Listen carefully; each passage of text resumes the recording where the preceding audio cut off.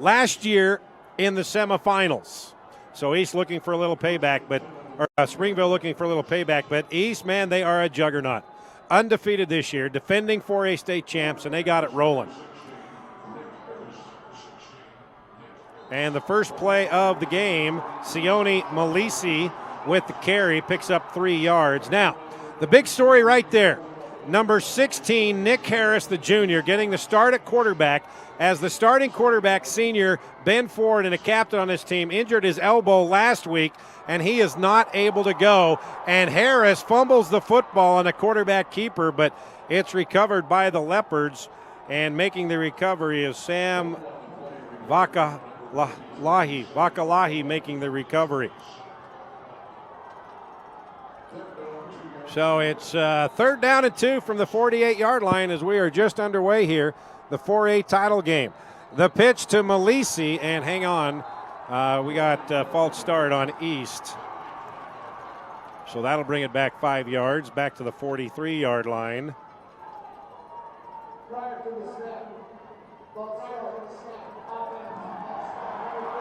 So that'll bring up 3rd down and 7 at the 43.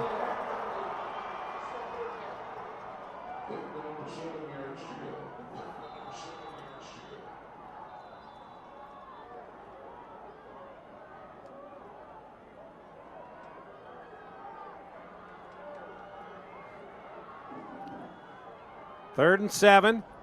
The handoff to Jalen Warren. Jalen Warren's got a big run. Jalen Warren inside the 20.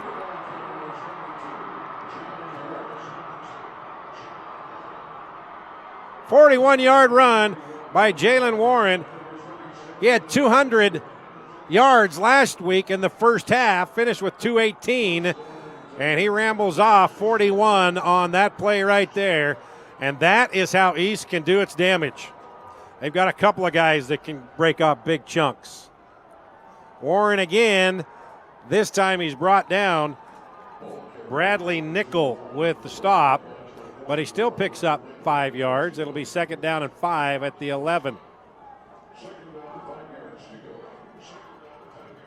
So just like that, East in scoring position on 3 plays. Malisi and Warren behind Harris. Harris, short gain. Nick Harris, 6 foot, 218-pound junior. Got a first down. It's 1st and goal at the 6.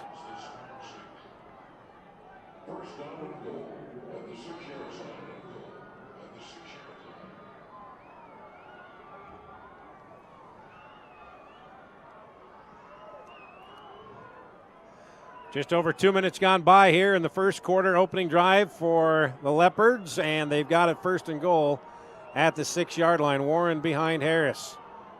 The handoff to Jalen Warren, and picks up a couple of yards. That's about it.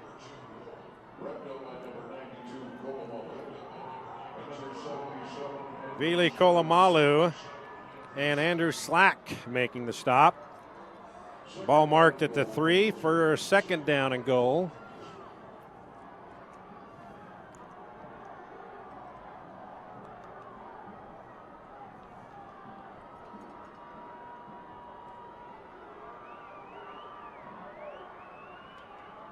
Jalen Warren's in for the 3-yard touchdown, and just like that, less than 3 minutes into this thing, the East Leopards on the board.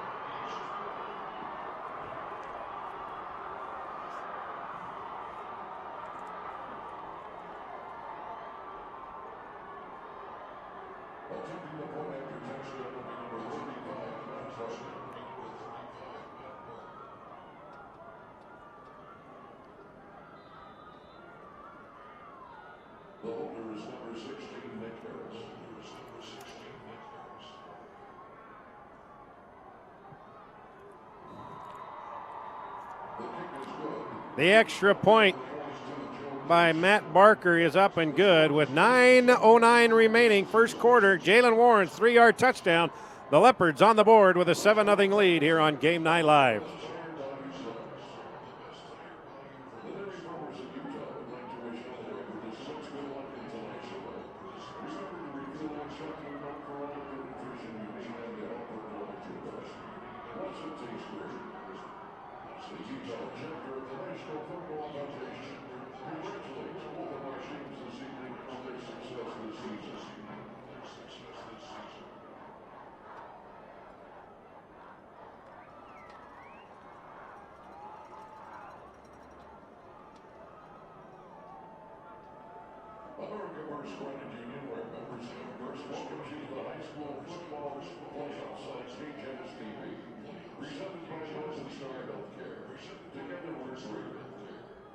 The next game features the East Leopards and the Springville Leopards.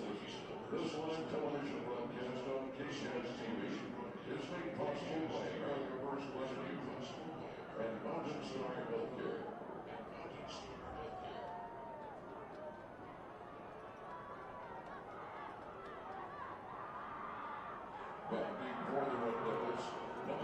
Jalen Warren, a 41-yard run on the second play of the game, and then finishing it off with a 3-yard touchdown run to give the East Leopards a 7-0 lead here in the 4A championship game. Just a big thanks and a shout out to K-Jazz for partnering up with our broadcast here on KSL.com and DeseretNews.com. Barker to kick things away.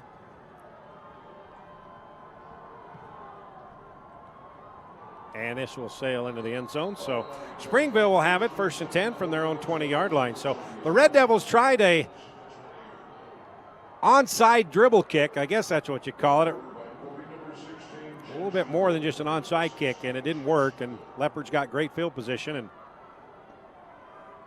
in less than 3 minutes, they got it in the end zone. Jansen Thorpe, the quarterback. The 6'1", 185-pound senior. His main running back is Peyton Kelapolo, a senior. 5'11", 210, wearing number 34. He had a big week last week in the semifinals. And it is a handoff to Kelapolo. And he bounces off and right into the hands of an East Leopard. And now the officials telling that Leopards players that to calm down just a little bit as they made that tackle on the first play. They'll give him a yard. 2nd down and 9 coming up.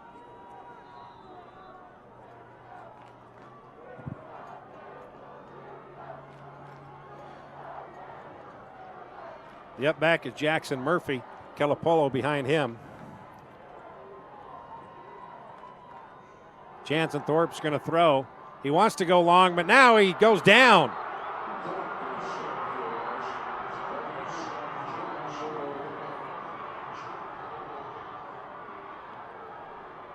Jordan Lolahoa with the sack. Gavin Deedy could not keep up with him, and Lolahoa picks up the sack.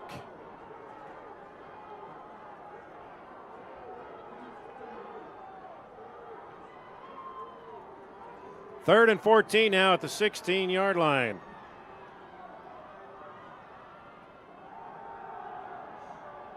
Pass is complete and nothing doing. Right there to make the stop is Helaman Sui.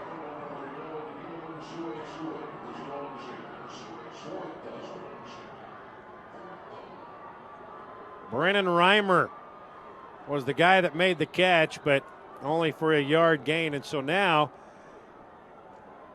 Springville's going to have to punt this thing away. Tyler Etawate back near midfield to receive this punt. And Springville 3 and out. East will have a great field position once again for the second possession of the night. Good kick. And takes a great Springville bounce. An extra 20 yards on the bounce all the way down to the 30-yard line. So the East Leopards already leading 7-0, have it 1st and 10 at the 31 here on Game Night Live.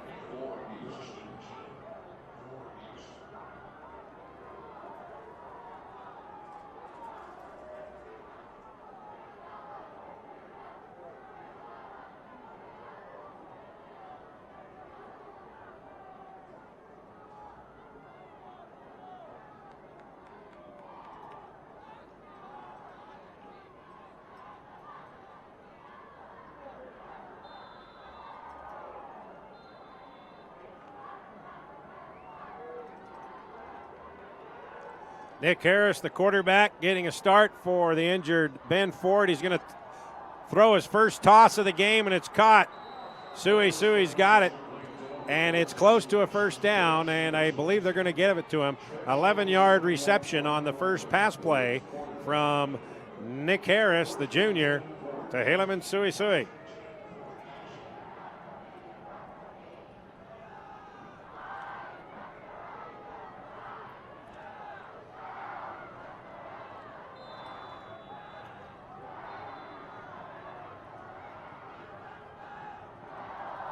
Charlie Vincent's got it, and Charlie Vincent finds the edge, and he's close to another first down.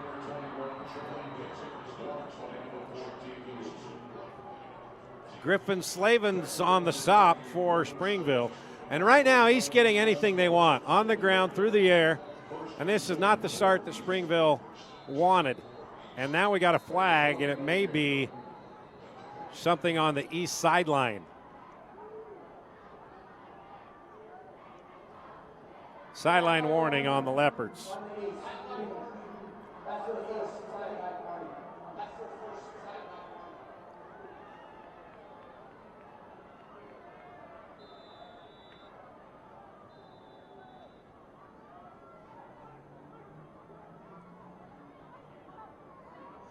Coach Brandon Matich for the East Leopards, defending 4A champs. Willie Child, the head coach for the Red Devils. It is 1st and 10 at the 49-yard line. The counter play to Malisi, and he is stacked up right at the line of scrimmage, and that is Kolomalu, first guy to get there, and then he got some help from Slack. No gain on the play, 2nd down and 9.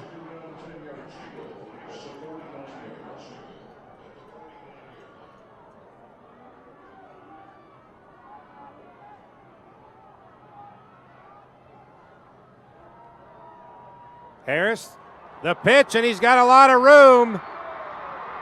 This could be a touchdown. Charlie Vincent's in for the 49-yard touchdown. And with less than 7 minutes gone by in the first quarter, the Leopards up 2 touchdowns.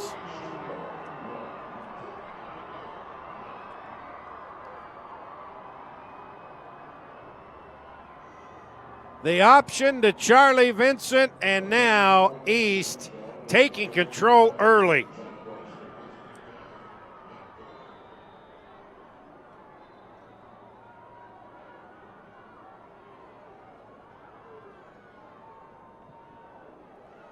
Extra point up and good. So with 5:21 left first quarter, the Leopards 14, Springville nothing here on Game Night Live.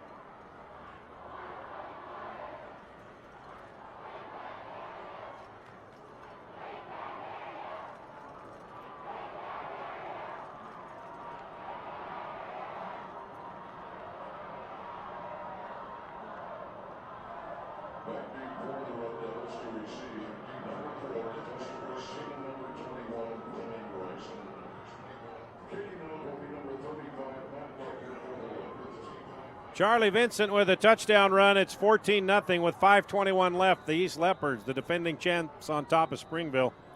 Ty Erickson and Brennan Reimer back to receive the kick of Barker. And again, this will go in the end zone. So it will be 1st and 10 once again for the Springville Red Devils at their own 20. First possession, they had it from the 20, and They lost yardage on a sack, 3 and out. So they find themselves down 14-0 now, and they haven't shown any signs of being able to stop East, so they've got to keep control of the football and run some time off the clock, put some points on the board.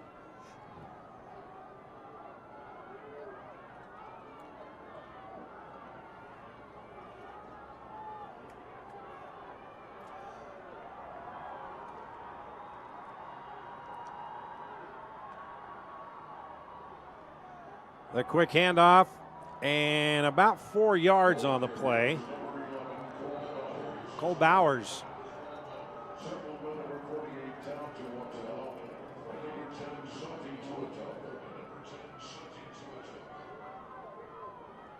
To a Kalau, and on the stop. And also Fusi Tessina there as well. Under 5 to play here, first quarter. East with a 14-0 lead.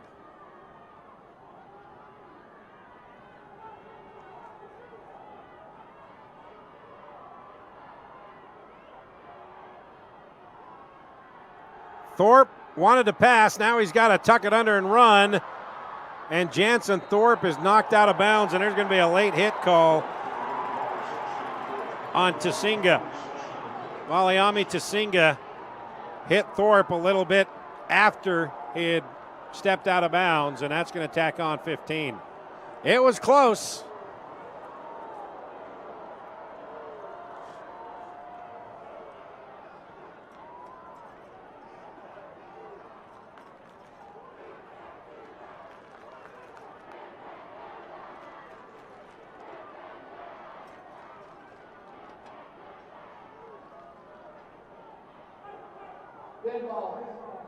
Personal foul, defense.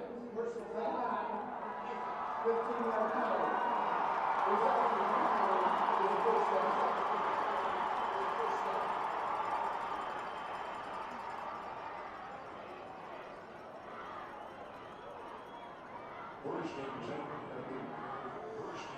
There you see as Jansen Thorpe stepped out of bounds, he was pushed from behind. So that moves the ball out to the 47-yard line. That's 1st and 10 from there. So let's see if Springville can take advantage of that penalty and keep it going.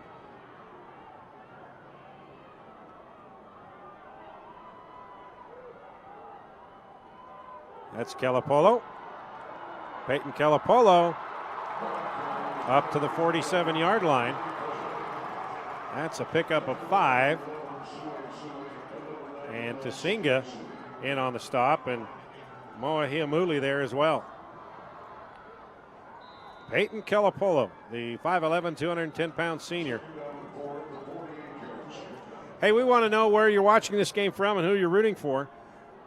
Go to Twitter, send us a tweet with the hashtag 4AChamps.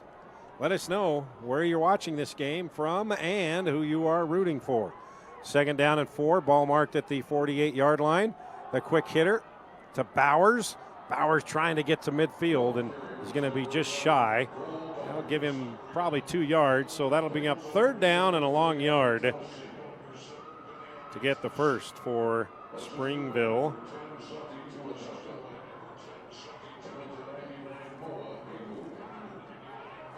Hiamuli on the stop as well as Tasinga.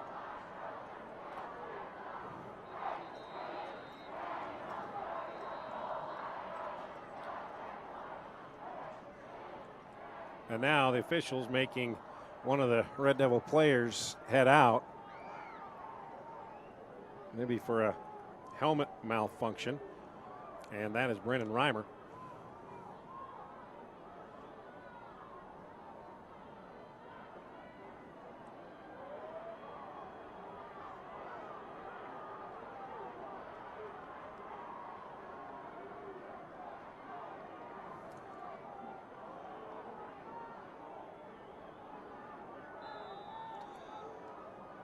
So now we're ready. 3rd down and 3. Ball marked just shy of the 50-yard line. Actually 3rd and 2. Now we've got another whistle and a flag. False start before the Red Devils could even get set.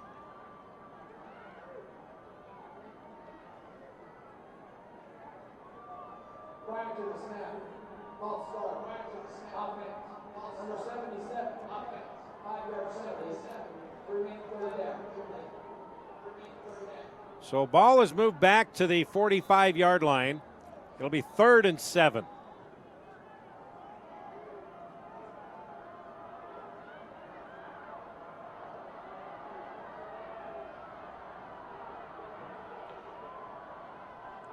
Thorpe to throw.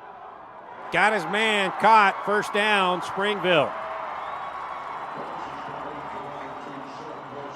Seth Mortensen with the catch. First down at the East 43-yard line.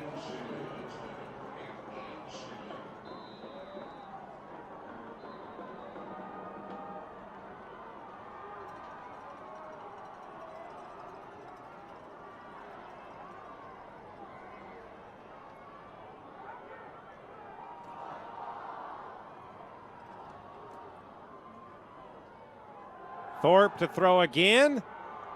Trying to go deep, but well covered. And pass interference call is going to be on the Leopards. Ian Celine.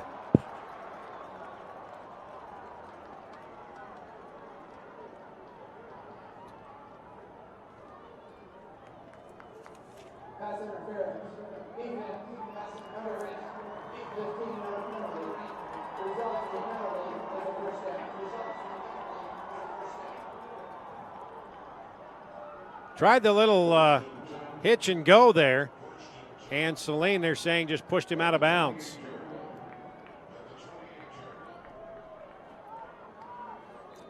So with that penalty, ball is spotted at the 28-yard line, 1st and 10.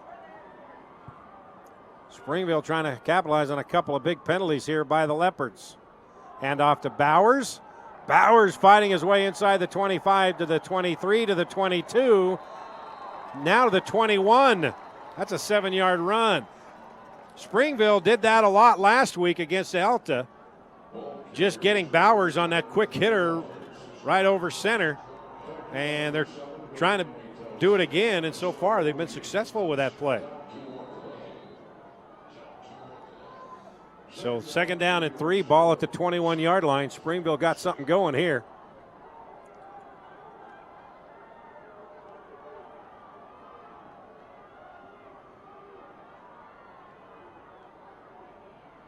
Calapolo got a couple of blockers. He's down right inside the 21, about a half a yard gain. So that'll bring up 3rd and 2.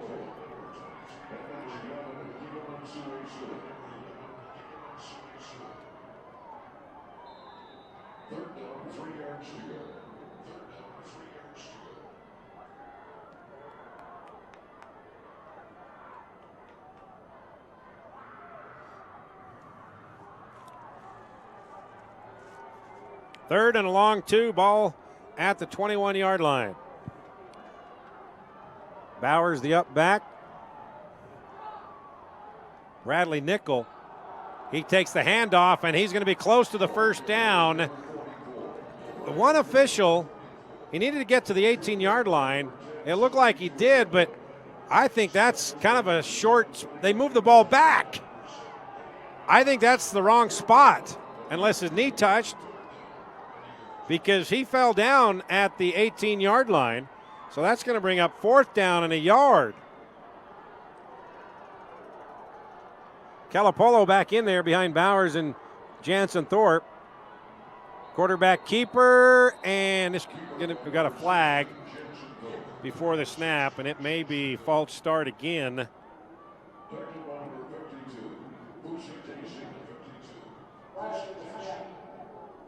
Yeah, another false start.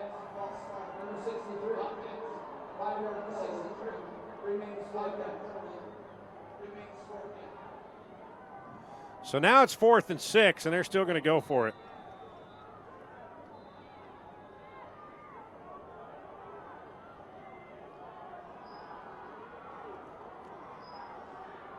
They need to get to the 18-yard line. Right now they're at the 24. Thorpe's going to throw. Got his man caught inside the 15 to the 14. Ball on the ground. Let's see if he was down first. He had the first down.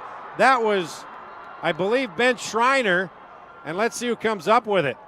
It looks like Mortensen falls on it, but that's still going to be a first down.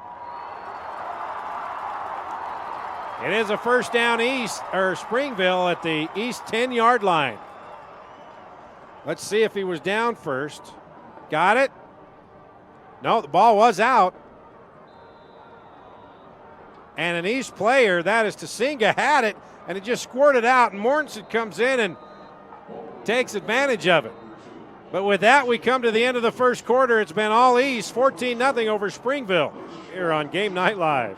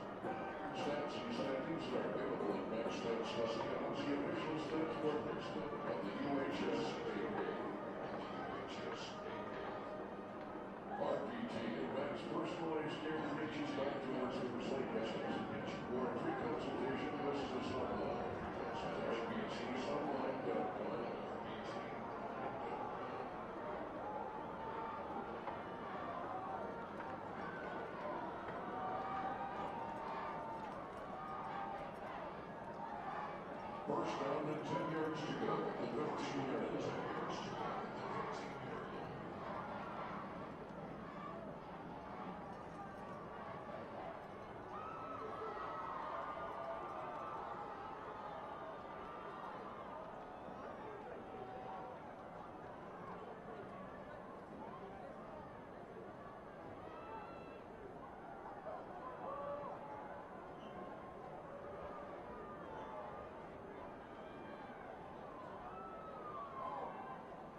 We begin the second quarter.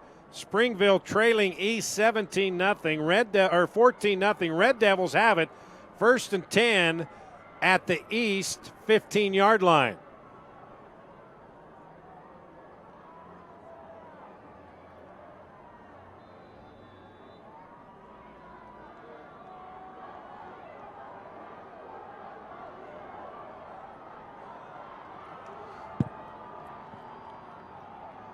Thorpe to throw.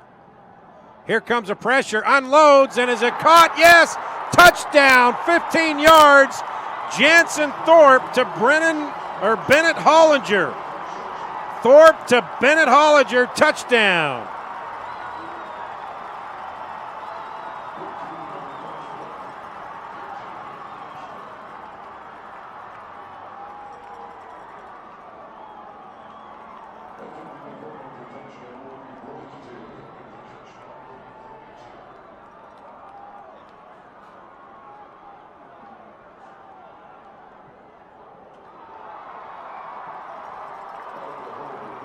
Extra point is up and good. 11:51 remaining.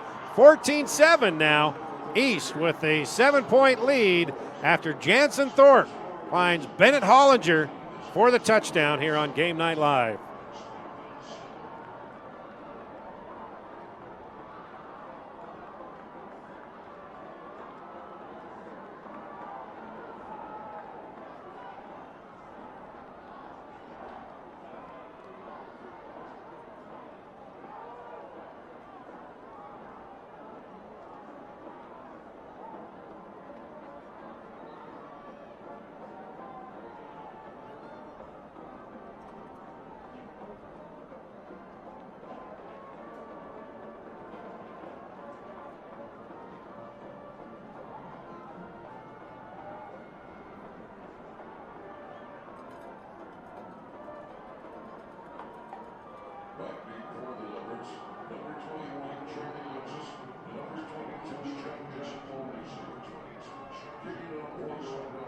Vincent and Malisi back to receive the kick.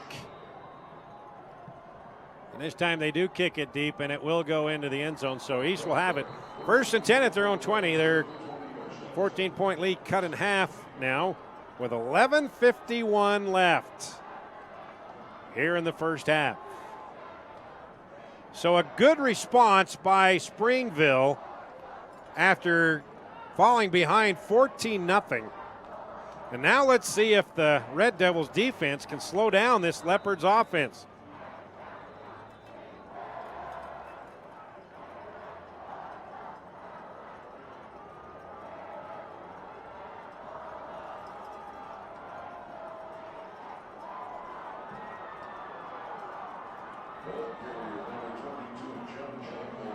Malisi with the carry. He picks up 8.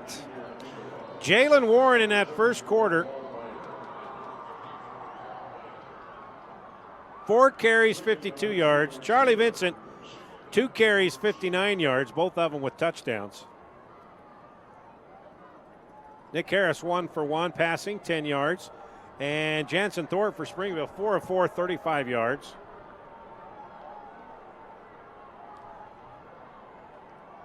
And that is a first down out to the 36-yard line. Nick Harris on the carry.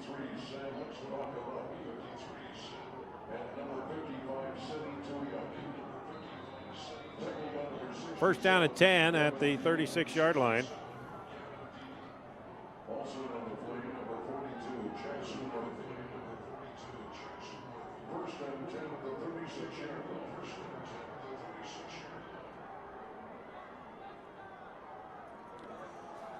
The handoff again to Jalen Warren. He's out toward midfield, and that's a 14-yard scamper.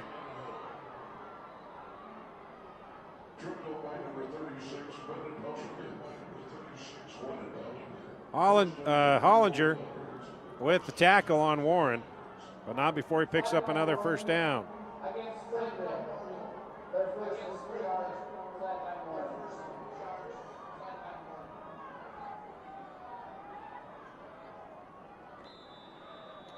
First and 10 at the 47-yard line.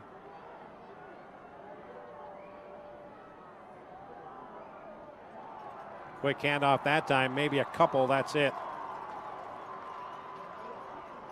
That was Warren again.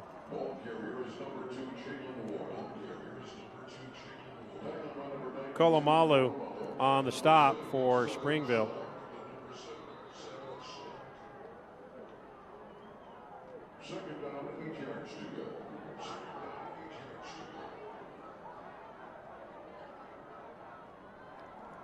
Second down and 8, 45-yard line.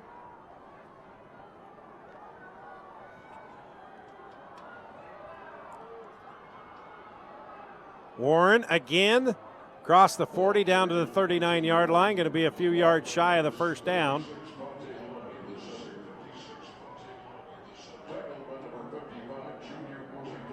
Junior Mulipola in on the stop.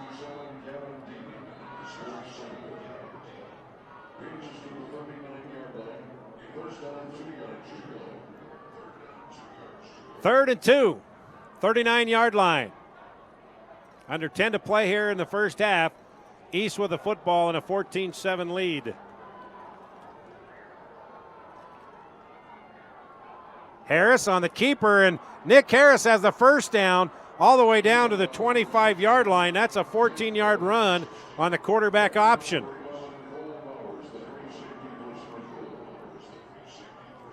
Fakes to Warren, and then that big gap opens up because the Springville Red Devils were keying on Warren, and Nick Harris has a first down at the 35-yard line.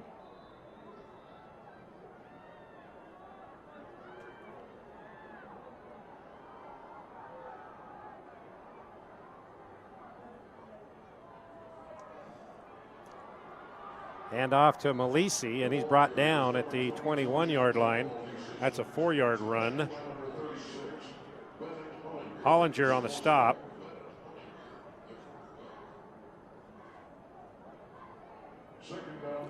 Second down and 6.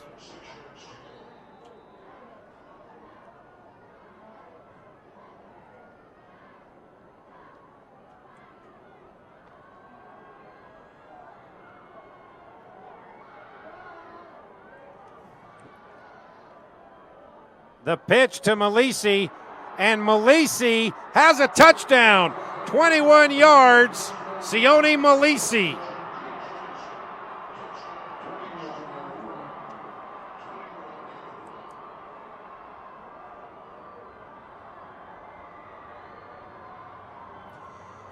Just a simple option play, and Malisi didn't have any competition till he hit the 5-yard line, and he goes in for the touchdown.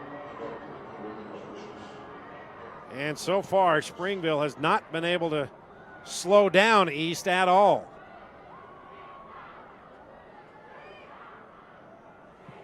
Extra point, good. The kick is no good. No, it's no good. So with 8:10 left, East now leads 20-7 over Springville here on Game Night Live. Malisi for the touchdown. Get tournament scores by following the UHSAA Twitter. UHSAA and go. The NFHS wants to know your reason for participating. High school activities allow you to connect to your son, your history, and your future. Find your place, find yourself.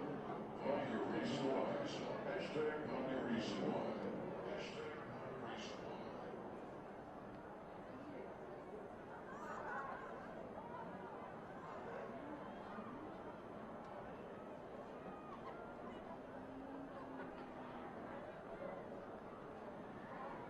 American First Credit Union, where members come first, welcome you to high school football parade on KJS TV. Presented by Jones Star Healthcare. Together we're Springville. The next game features the East Leopards and the Springville Halted. This live television broadcast on KJS is made possible by American First Credit Union and Halted Star Healthcare.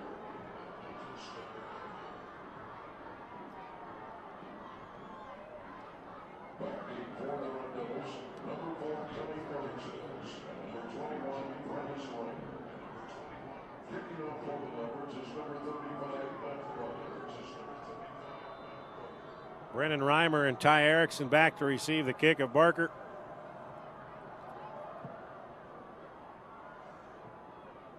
And again, it sails into the end zone. So again, Springville will have it. First and 10 at their own 20. They were able to put up a nice drive for a touchdown on the last possession. They're going to have to do it again, because right now they're not able to stop East whatsoever. So the offense has got to control the clock and get points on the board.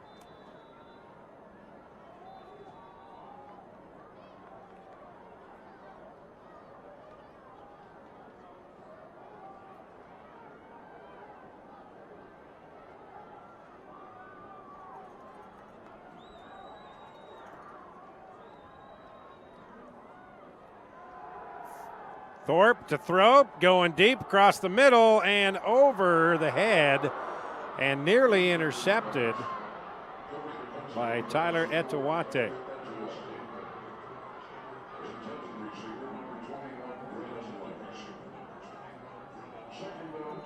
Second down and 10. You see it went over the head of the intended receiver, and Etowate was there. Brennan Reimer, the intended Red Devil. Second down and 10 at the 20.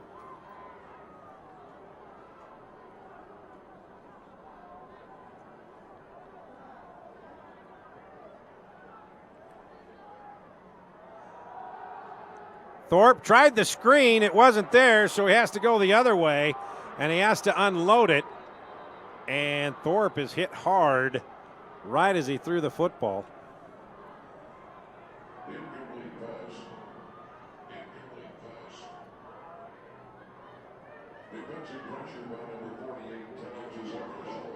Tuakalau with the pressure on Thorpe, and right there takes him. You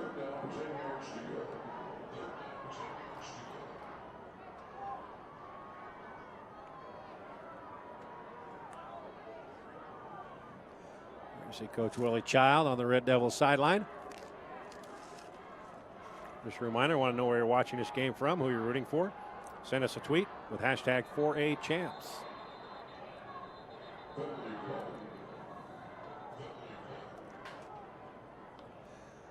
Tara says watching from Auckland, New Zealand, cheering for East High. Also from Pickerington, Ohio, from Ben Goetz. Starkville, Mississippi, from Audra Gines. Hawaii, from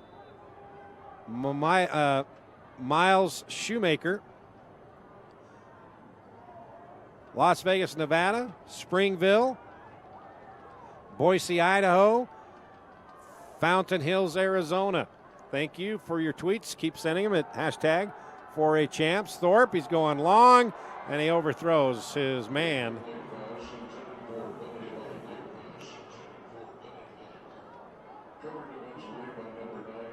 Hollinger, the intended receiver.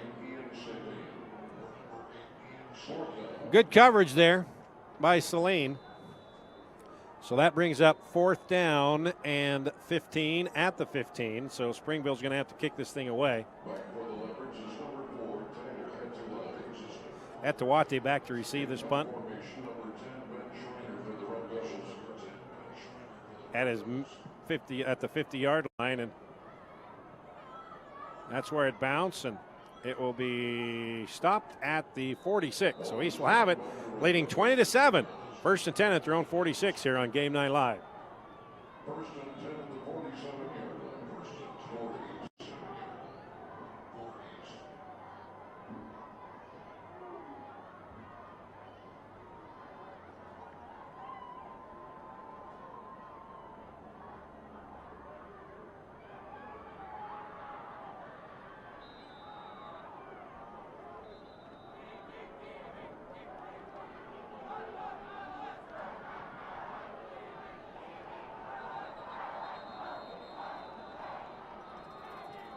Flag. It's going to be a false start, I believe, on East. Had a couple of those here in the first half.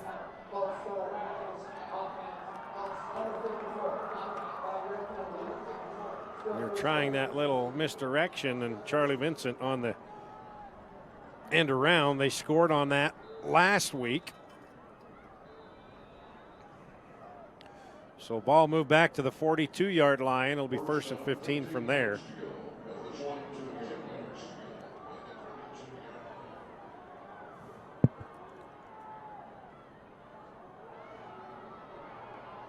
Malisi, and he knocked out of bounds across midfield down to the Springville 47.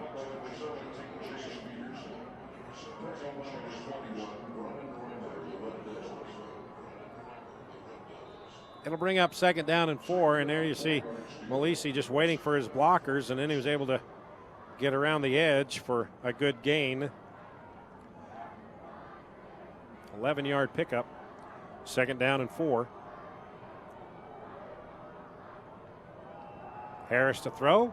Caught at the 40 and still on his feet and knocked out of bounds inside the 30. No, they'll say he stepped out at the 30, and that was Tyler Etowate. Just a simple hook pattern, and then Etowate just breaks free and picks up another 10 yards. So it's 1st and 10 at the 30. And once again, East on the move. 3 possessions, 3 touchdowns for the Leopards. Last week, I believe they scored on their first 7 possessions.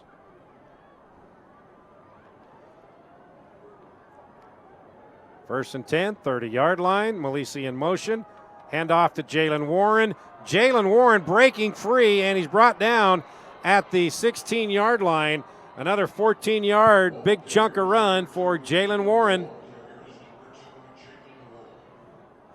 There you see a Springville defender just grabbing him on the shirt and jersey and could not bring him down. And Warren's brought down by Kolomalu after a 14-yard gain.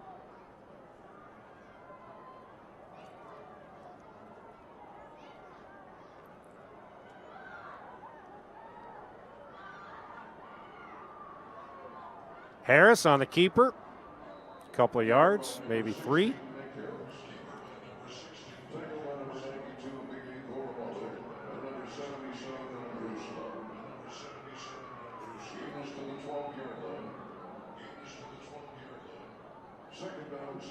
yards to go.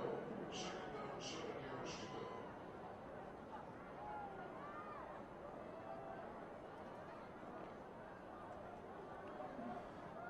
Second down and 6 at the 12. Nick Harris inside the 5. Nick Harris reaches for the touchdown. Do they give it to him? Yes, they do. Nick Harris, 12-yard touchdown. 4 possessions, 4 touchdowns for the Leopards.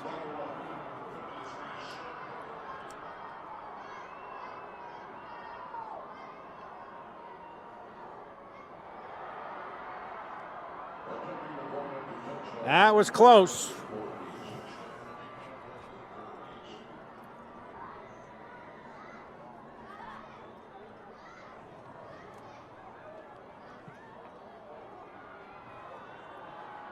Extra point this time is good by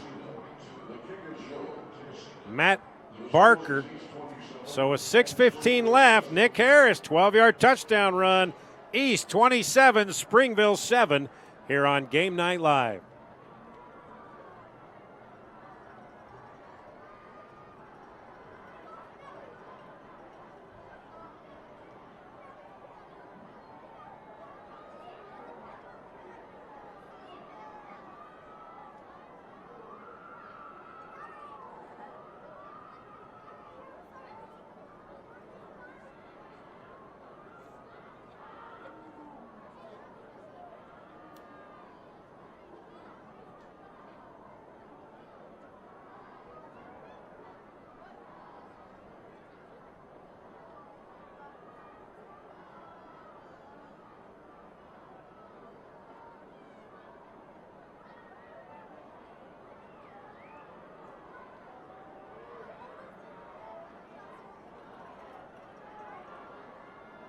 Kicking off will be number 35, Matt Barker for the Leopards. 35, Matt Barker for the Leopards. Back deep for the Red Devils, number 40, Carson, number 21, Robert. Nick Harris, 12-yard touchdown run. The Leopards on top of Springville, 27-7 here in the 4A title game. Back again to receive the kick, Brennan Reimer and Ty Erickson. This time it's a squib kick, so this will be returnable. And Erickson bobbles it, and he's in trouble. Only out to the 9-yard line, and so Springville deep in their own territory once again, down 27-7 with 6:08 remaining. And Springville's got to take some time off the clock and keep it away from the Leopards offense, because East has had it 4 times and they've scored 4 touchdowns. There's a nice shot of the Capitol. It is a beautiful night. It's starting to turn a little chilly now.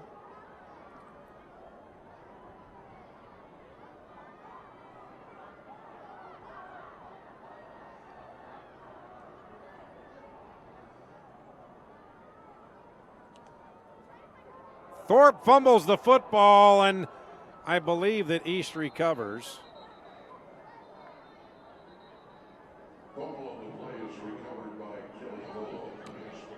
Right now it's 39 degrees, so it's a crisp night. There you see the fumble, and Calipolo picks it up. So Springville survives something drastic right there. They've got it now after the loss of 2, second down and 12.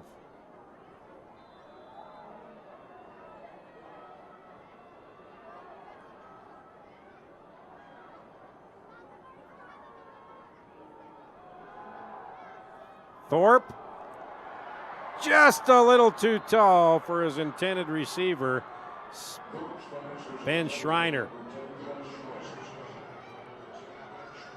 He had him, just could not make the connection. Had about a half a step on the defender. So it's 3rd and 12 from the 12-yard line. Well, if they don't get it right here, East is going to have good field position one more time for their 5th possession.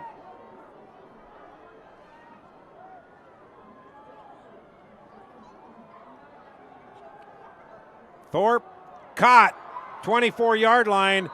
That should be enough for a first down. The official was late getting over there to mark it, but I think it is enough for a first down. Needed to get to the 34, and he crossed the 34. It is a first down. Etowate on the coverage, but a well-thrown ball by Jansen Thorpe. So Springville moves the chains, and they're able to keep this drive alive, keep it away from East, and got a chance now to, with 5 minutes left, to continue the drive and try to get in the end zone. Kelapolo behind Thorpe. The handoff to Kelapolo. And Peyton Kelapolo is across the 30 out to the 32. That's an 8-yard pickup.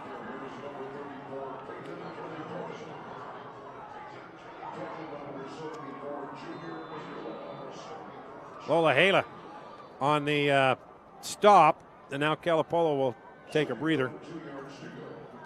2nd down and 2, ball at the 32.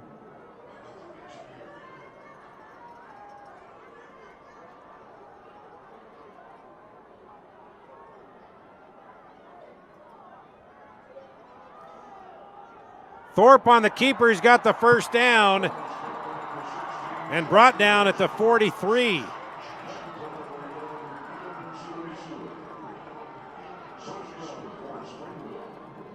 He just kind of waited for the opening and then finds his way in for the first down.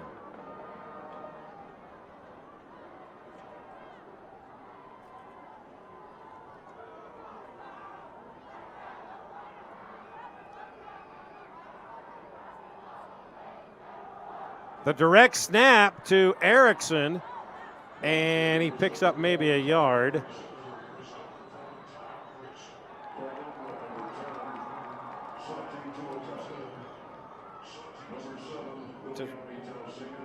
Tausinga on the stop.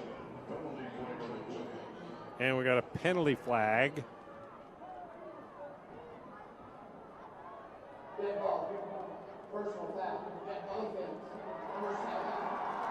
Another personal foul. So tack on 15 more. It is a first down for the Springville Red Devils. And a couple of 15-yard personal fouls and a pass interference on a couple of drives kept Springville in it and moving it. They were able to capitalize the last possession with a touchdown. Let's see if they can do it here. Jackson Murphy behind Thorpe, and Thorpe caught and I believe dropped. And another flag comes in. Hollinger, the intended receiver, he caught the touchdown pass earlier.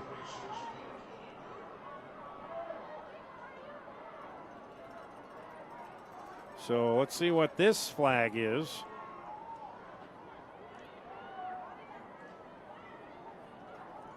I believe it's going to be on East again.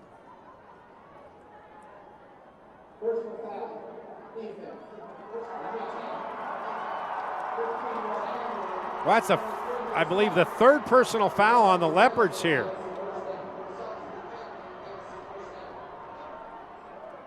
And that was on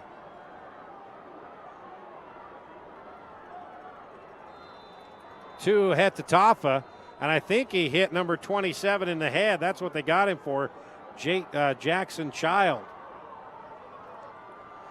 So it's 1st and 10 at the 25. Thorpe, here comes the pressure, and Thorpe unloads, and he had his receiver, but he overthrew him, and that was Brennan Reimer.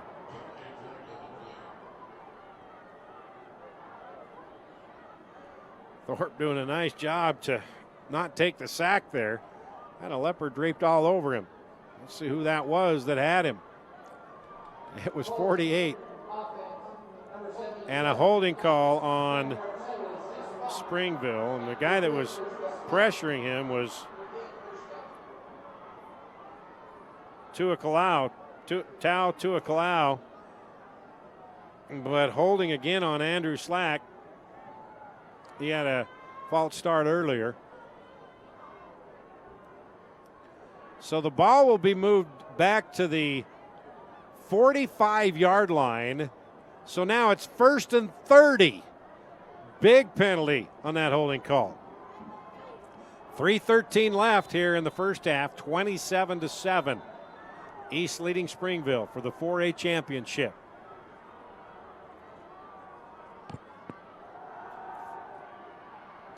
Thorpe got his man at the 33, and that is Seth Mortensen. He fell down, but he was able to get back up and make the catch. We got another flag back by Jansen Thorpe. Might be roughing the passer. And there you see Mortensen. He slipped down, but was able to get up in time. Another personal foul. I believe that's roughing the passer. That is the fourth personal foul here in the first half, and that's an automatic first down. So it was 1st and 30, and then it was 2nd and 17, but with that personal foul, the ball will be placed all the way up to the 18-yard line, 1st and 10 from there, I believe, or no, it will still be, no, it's going to be first down, I believe. That's what the official called. I believe that personal foul is an automatic first down.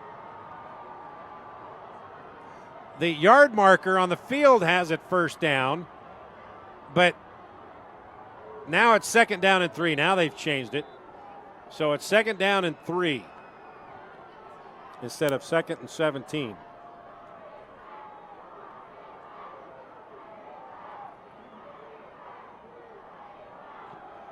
Thorpe caught, immediately hit. Hollinger with the reception, and Celine makes the stop, but it is enough for a first down.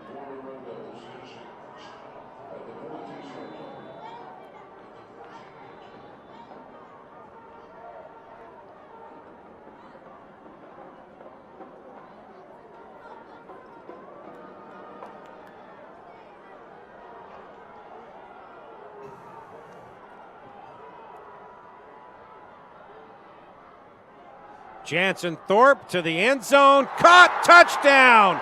Touchdown Springville, 14 yards. Jansen Thorpe to Seth Mortensen.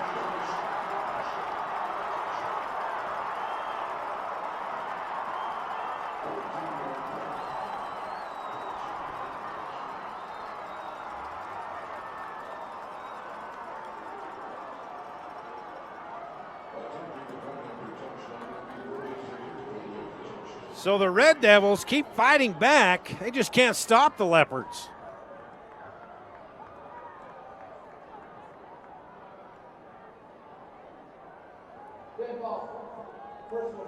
Another personal foul, the 5th personal foul on East. And I got to say, I watched East play earlier in the year and thought that in a close game, they have so many personal fouls, unsportsmanlike conducts in this close game, it's going to come back to haunt them. Right now it's a 14-point game. Extra point to be 13, but they have got to cut this out.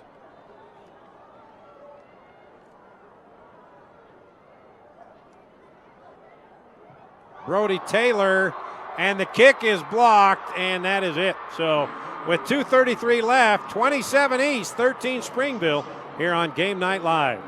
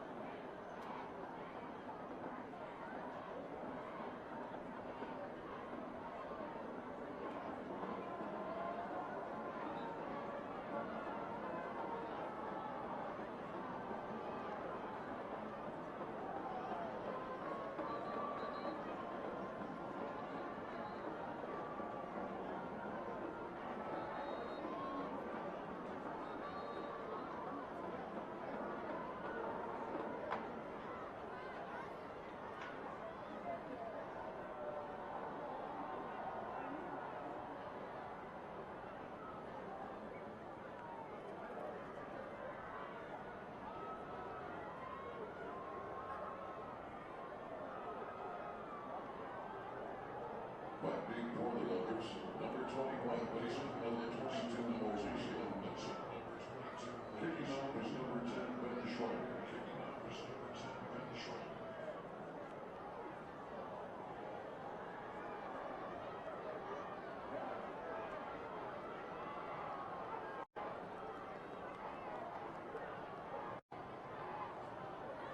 Sione Malisi and Charlie Vincent back to receive the kick. 27-13, and this one sails in the end zone as they kicked off from the 45 of East because of the personal foul and sportsmanlike conduct penalty, the 5th on the Leopards here in the first half. So Jalen Warren and the Leopards back out on the field. They've had the football 4 times. They've scored 4 touchdowns.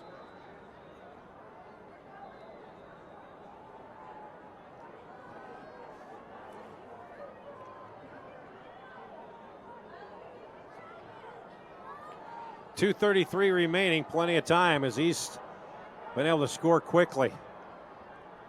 Jalen Warren, fumble! Jalen Warren loses the football, and Springville has it at the 20. Bradley Nickel comes up with the loose ball, and now Springville can get into this thing.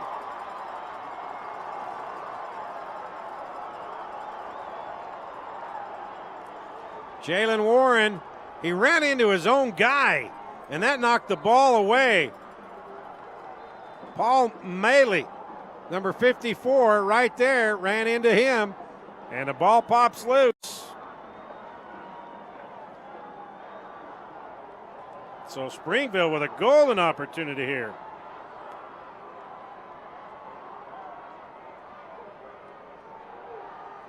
Thorpe going to the end zone. Incomplete. Boy, it looked like he was well covered and maybe a little bit too well covered. That was Cy Hamilton making the stop and making the incompletion. Let's see. Now, that was a great defensive play. That was a great defensive play. Schreiner, the intended receiver. 2nd down and 10 at the 20.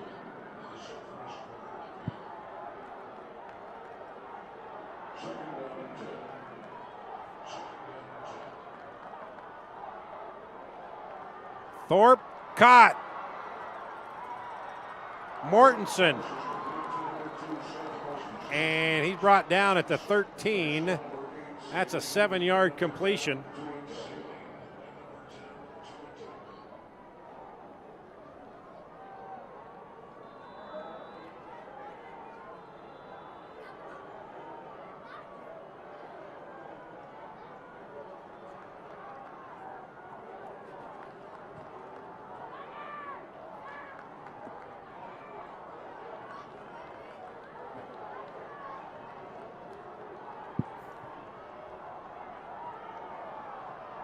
Third and 4. Kelapolo stopped.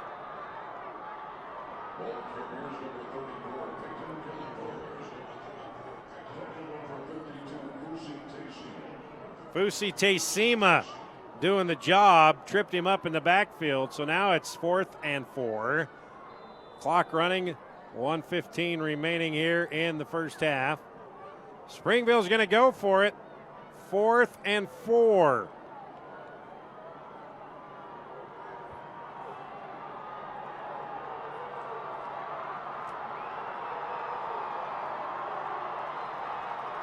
Thorpe tried to go to the right side, nobody there, gets out of trouble, but now he's even more trouble.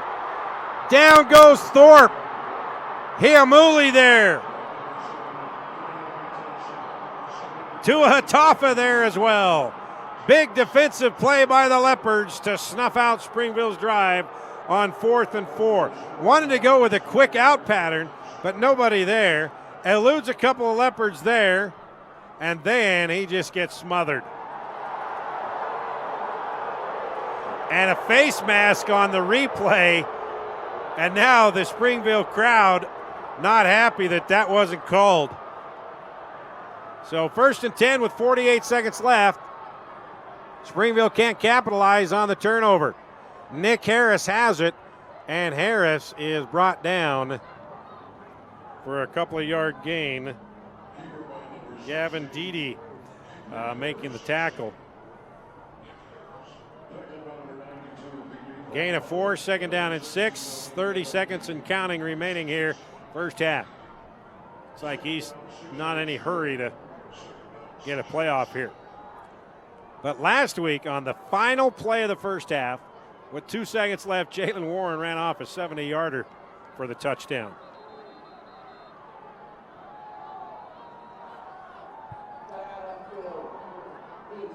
He's called a timeout, so we'll take one as well. 11 seconds left, 27-13, East over Springville.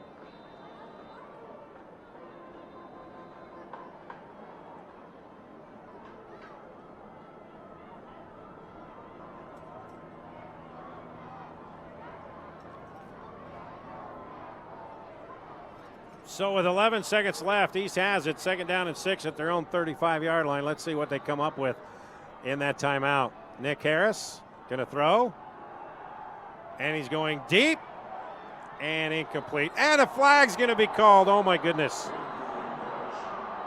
The receiver kind of slowed up, and I think the defender ran into him. That was Charlie Vinson, I believe. I think the receiver just slowed up.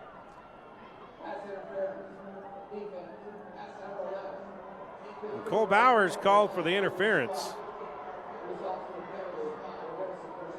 If he didn't get his head around, then that would have been intercept. There's Scott Mitchell, won a state title in 1985 by beating Bear River in the championship game, 3A.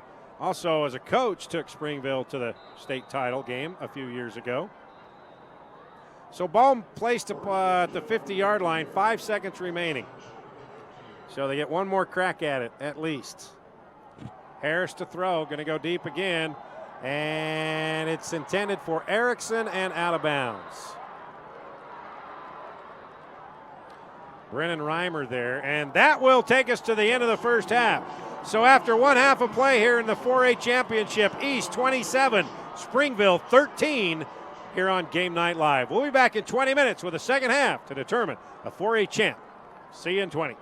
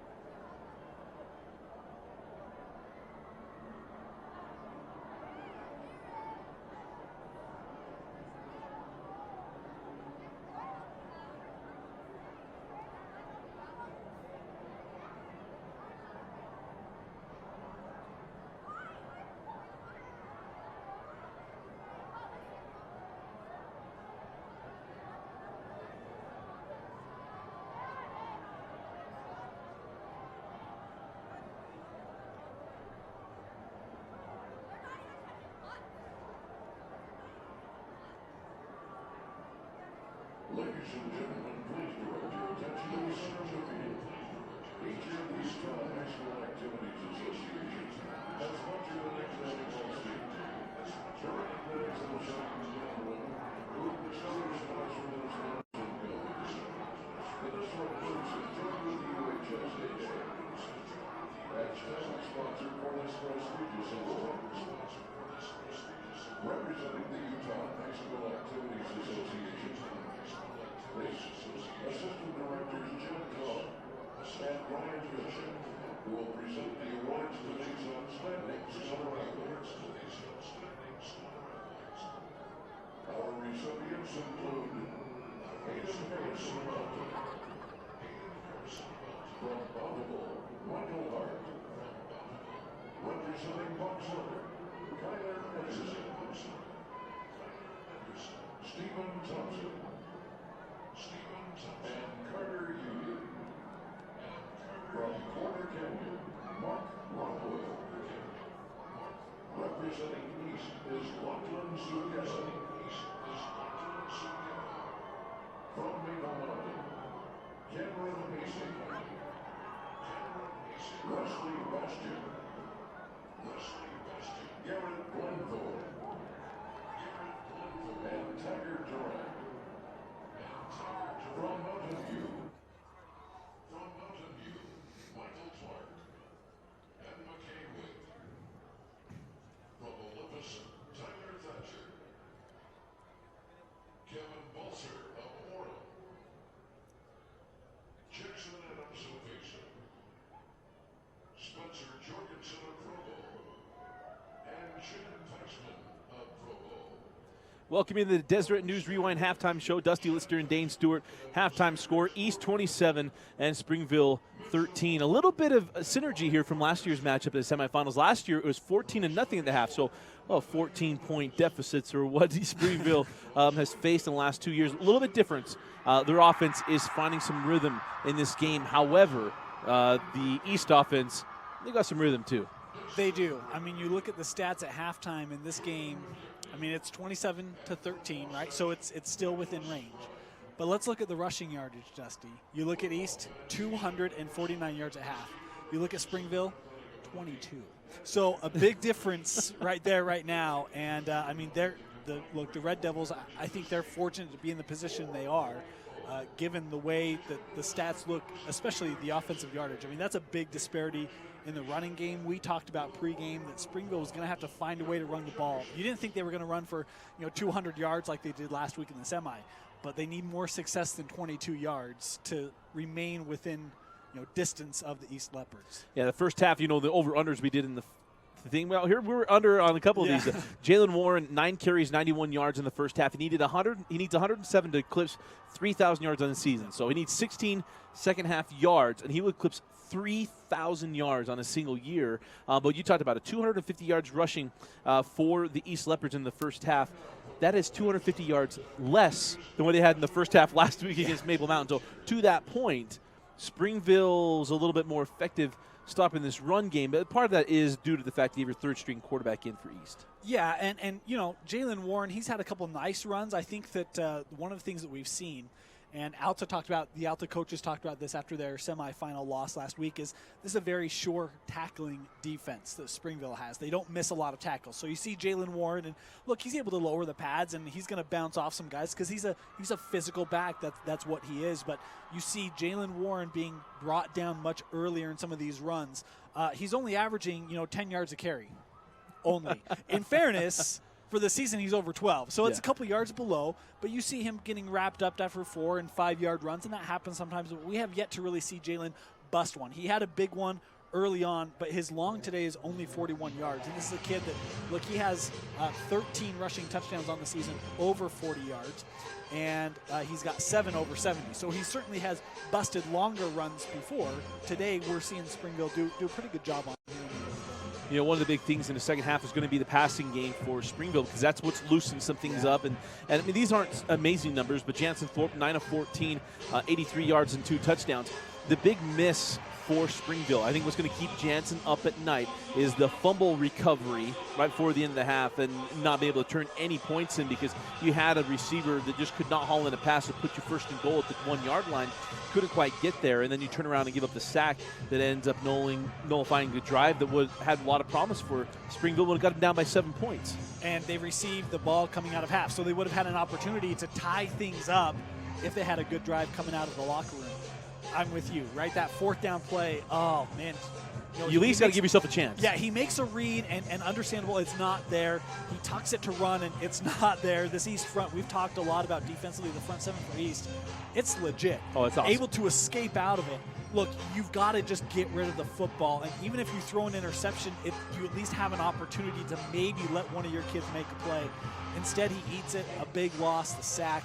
And to your point, Springville was going to have to force some turnovers. They get a gift of a turnover inside the 30. They come away with nothing. I mean, that's a big play in this ball game where East leaves points, or Springville leaves points on the field. The East defense gets a big stop.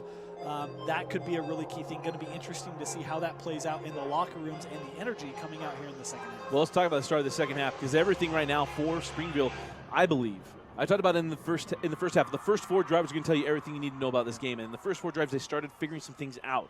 Speaking of the Springville Red Devils, this first drive coming out of halftime, don't want to put too much pressure on an opening drive. You got to put a lot of pressure on this opening drive, because if you do not score, speaking of Springville, you're going to find yourself right back down by 20 points. They have got to find points on this opening drive. You're right. Look, East, I mean, we've talked about the rushing yards for the East Leopards, 250 at half. So they have figured out how to move the ball against Springville. Now, they had the turnover, right? I mean, there have been some things that haven't been perfect for Coach Matich and his squad. They did not play a perfect half, really good half, but not a perfect half. So, I mean, if you're Springville, yeah, look, you haven't found a way to stop the East rushing attack. I mean, we talk about, Jalen Warren, under 100 yards, that's fine. Vincent, he's over 50. Harris, he's over 50. And Molisi is just under 50. So, a lot of guys right now are contributing for East. For Springville, you've got to find a way, I think, to run the football. You look at Peyton Calipolo. We talked, look, he's not going to run for 240. 5 carries, 15 yards. Not going to get the job done. Yeah. We need better. And part of that comes on the offensive line, right? Even Jansen Thorpe, there have been times where he's had a little bit of time in the pocket. But you've got to find a way to generate some running lanes for Peyton Calipolo, because right now, if you can't run the football, and 22 yards on 15 carries shows you are not having success running the football. If you can't run it, it's going to be a long second half. Well, part of it is you just got to realize who you are. Yeah. Calipolo, a lot of those are toss plays coming to the edge, and that's not who he is. Yeah. And there's no way he's not going to outrun the rush edge players of East. You're just not going to do it. You're going to allow those linebackers who are so much faster than he is to get there. But if you run at them, you negate the speed a little bit and allow him to use that power to break some tackles, which he had some runs there, 4 or 5 yards toward the end of the half, which he's going to have, but you've got to allow him to do that with the type of running game that he is. He's a power runner, and you have to use that. And take some confidence in yourself. Last week you ran against Alta very successfully. And Alta, maybe has some defensive issues, understandable, but you had a back who put up almost 250 yards, and you did it attacking them, right? I mean, I remember that first half against Alta. We remember guys lowering the shoulders, seeking contact. Okay, so let's turn this, to your point, power run, A, B gaps. We're not going to spread you outside on the wings. East defensively is too quick laterally. So attack them, open up some inside gaps and running lanes, and that's really been where Calipolo has found success, not only up to this point in the season, but even in that first half. Some of his better runs were runs right up the middle. Yeah. I'm also interested to see what kind of adjustments they make with, really when you look at East, they're running a single high safety. They're really not running anything different. And where you're looking at the field and boundary corners, right, where they're leaving a lot of space on the outside. See if they continue to eat that up and to try to move the chains. You get yourself in the 2nd and 4s where now you can run the football. It opens a lot of different things up so that you have a 3rd and 4, 3rd and 3, 3rd and 2, which makes things a lot interesting, especially on this opening drive. Yes, and I think that we saw that, especially in the second quarter when Springville was down by multiple possessions. They're not going to go away from what has been successful for them during this point in the season, right? I mean, we saw after that fumble, they have a 2nd and 10 after an incompletion. So what do? They throw for a 6-yard completion. They set up a 3rd and short. So they're going to stay within, yardage where they can recover, where they can gain that. They're not going to feel pressured to throw deep, long balls, which is a good thing for the Red Devils. How about this? The leading receiver for Springville, Brendan Reimer, he's been their big target all year long. 1 catch, -1 yards. To your point, single high safety. East is taking Reimer out of the game, so someone else is going to have to beat him. And whether that's going to be Mortensen or Hollinger, we've seen them get targeted a couple times. East is not going to let Reimer be the guy. So someone has to step up. We talked about the offensive line for Springville, got to step up and block better. Someone on the outside has got to get open and has to give Thorpe an opportunity to throw the ball down the field. Now, we'd like to sit and talk about all the different things that East has to do. There's not a lot because it really has to happen. And I don't think Harris has even played poorly in the first half. You have one play where you look at it and it's like, all right, you've got to be sure on that ride. That ball is in the belly, not on the hip. That's the only thing you're going to look at Nick Harris and say, that has to be cleaner. You cannot put the ball in the hip of Jalen Warren. That cannot be done. That's not on Jalen Warren. That's on Nick Harris. That ball has got to be in the belly, and you got to ride it off the hip and not put it anywhere else because that's where the ball's going to go. We know what they're going to do. It starts with Jalen Warren. First and foremost, get him over 3,000 yards. Your first drive of the second half, get him his 16 yards, get him over 3,000. Now, Charlie Vincent, you can start striding on the outside. We'll let Molisi, by the way, and I said this, the right joystick is strong with that one. You get him on the edge, and it's a juke move with Molisi along the outside. Here's a telling tale, right? I mean, we talked about Jalen Warren averaging 10 yards a carry, and that's below his season average, which is it is what it is. Right now, East, 249 yards, 24 carries. So we talked a lot in the pregame about Harris. How comfortable is he going to be with the reads? He's pretty comfortable. He's got 7 carries for 52 yards, but right now, East as a team averaging 10 yards per carry. So he's getting the ball to the right spot. Coach Maddox felt very comfortable, very confident in Harris, and I mean, it shows right now why, because this guy understands how to move the ball inside of this offense. He's making the good reads. To your point, what can East do better? Well, you can clean up a turnover. Outside of that, pretty much whatever you want to do is working right now. And even that Harris, 2 for 3, 27 yards through the air. So, look, he's not going to throw for 100 or 200 yards, but when he makes throws, he's been on target, and they've been completions. The biggest thing, I think, for the second half of this ball game for Springville, number one, 2 keys. Number one, points on this first drive. Second one, can you find 2 empty possessions for the East Leopards? Yeah.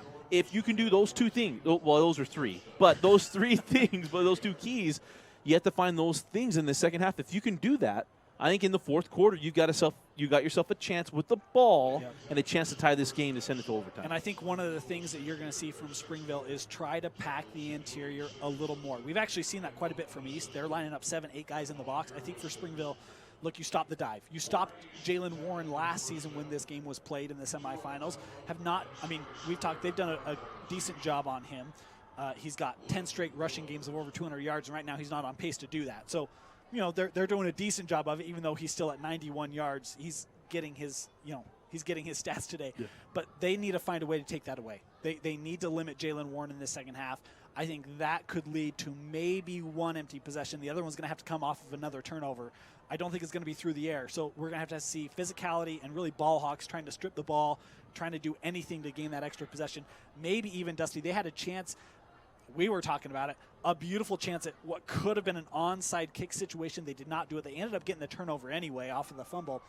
But maybe see a couple trick plays coming out, maybe an onside kick, something to try to create an extra possession for Springville, because you're right, without it, they won't win. Yeah, the thing is they cannot allow – they have to. They have got to get 2 empty possessions, and they have got to score on this opening drive. And given that, they give themselves a chance. Lloyd Christmas, all he wanted was a chance, 1 in a million, and you give yourself a chance in the fourth quarter. I don't think the odds are quite that drastic. I don't think they're 1 in a million. 1 out of 50. But I was going to say they're not favorable either. So, but I think we're set up for a great second half. All we've asked for in the last 2 weeks was to come on at halftime and have something fun to talk about for a good second half. And what have we gotten in both these games today? A second half with promise. Yeah. And we're going to have highlights for you in both these games on Deseret News Rewind. We're also going to have the review shows as well. The 5A, we already got that one in the camera. The 4A as well. But we'll have the championship game full of highlights, full of interviews. We've got great things coming to you on Deseret News Rewind this weekend and throughout the week as we bid you adieu for the football season, which it's a bittersweet time. Absolutely. It's sad. It absolutely is. But on the other side here, you're going to have Rod Zund will be right back with the play-by-play of the second half of the 4A State Championship game right here on your home of the online championship game of the 4A State Tournament, DeseretNews.com. For Dane Stewart, I'm Dusty Lister. Thanks for joining us and watching the Deseret News Rewind halftime show on DeseretNews.com.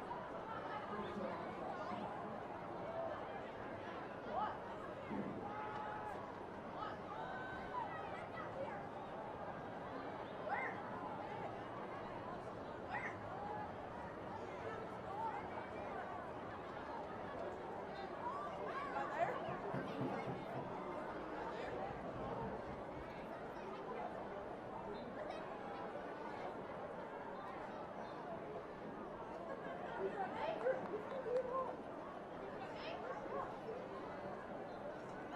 don't see you.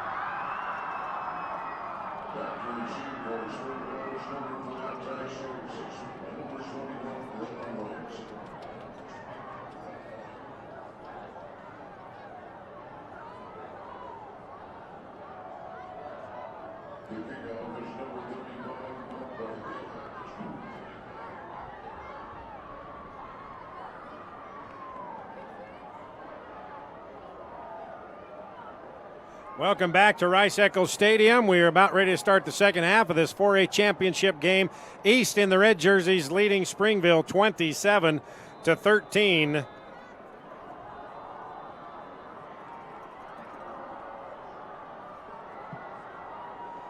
And this will sail into the end zone. East has scored 208 points in the playoffs this year. That's the third most in Utah Prep history.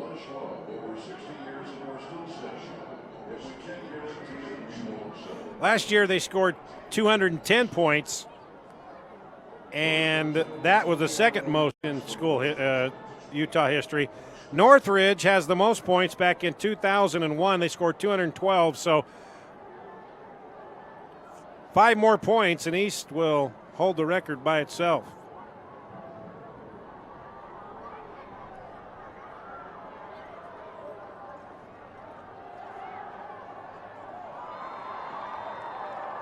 And the incomplete pass on the first play of the second half, and that's how we start this third quarter. Second down and 10 at the 20.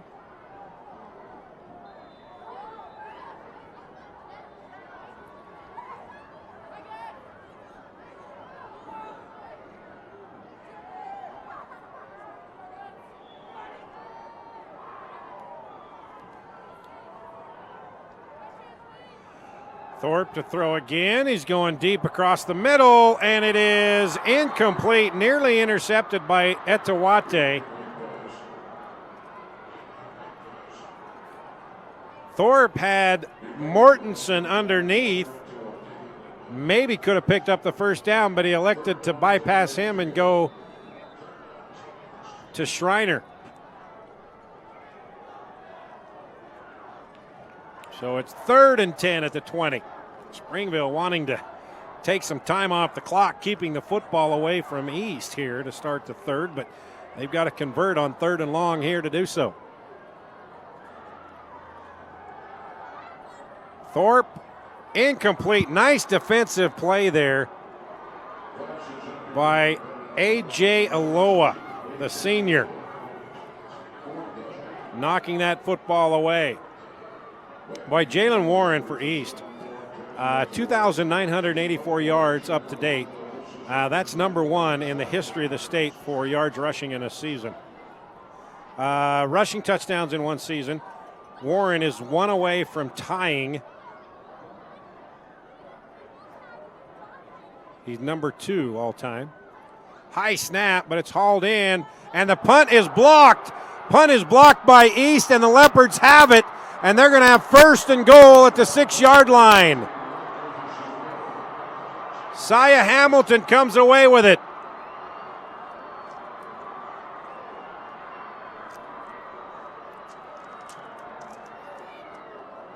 You see the high snap, and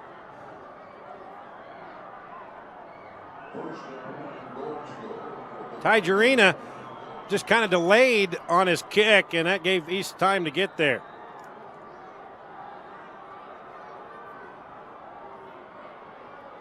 1st and goal at the 6.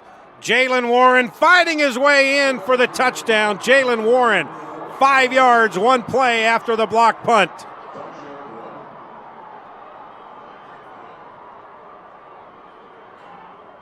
Not the start Springville wanted to open the second half.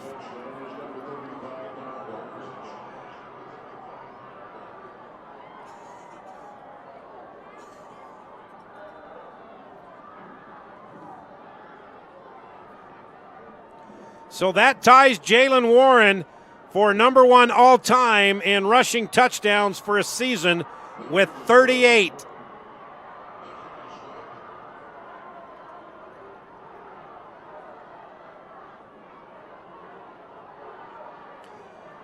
.11:30 left. 34-13 East over Springville here on Game Night Live.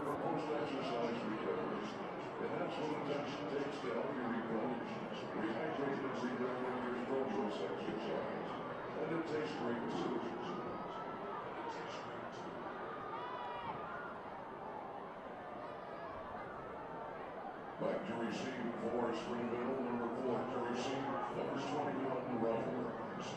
Kicking off is number 35, Parker for the Leopards.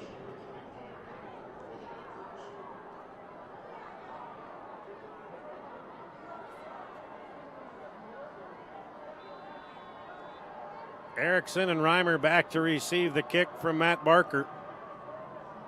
And they've only been able to return one so far, and this was a squib kick, and it's taken by the up man at the 15. Can't get a grasp on the football, and he's brought down at the 15. That is Randall Gleave. So Springville will have it, 1st and 10 at their own 15-yard line, now trailing 34-13.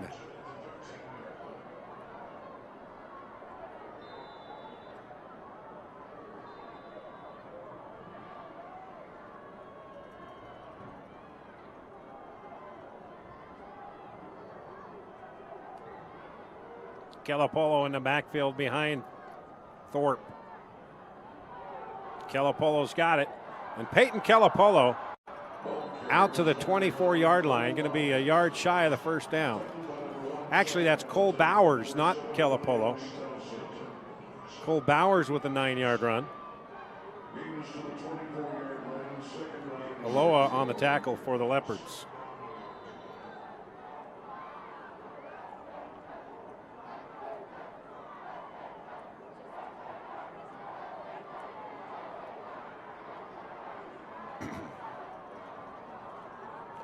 Second down and a yard.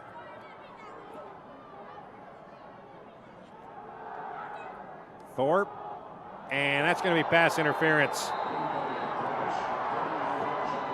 Took a while for the referees to get their flags out of their pockets, but that'll be a pass interference on Cy Hamilton. Schreiner, the intended receiver.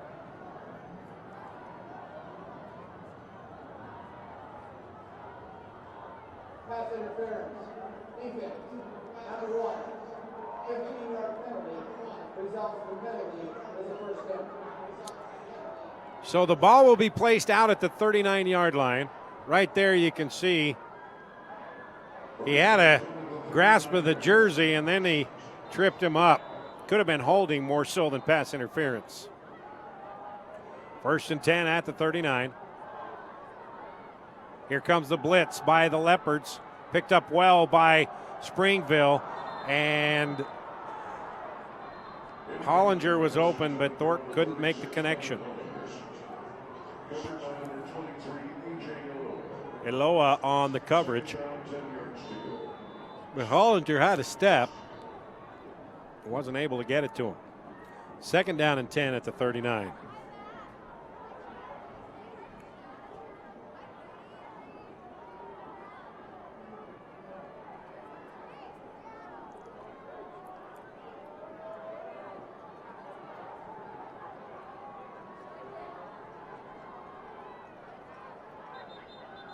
Flag on the play. Maybe a delay of game. Yes, it is. Prior to the snap, delay game. Option. Number 16. 5-yard penalty on the 6th.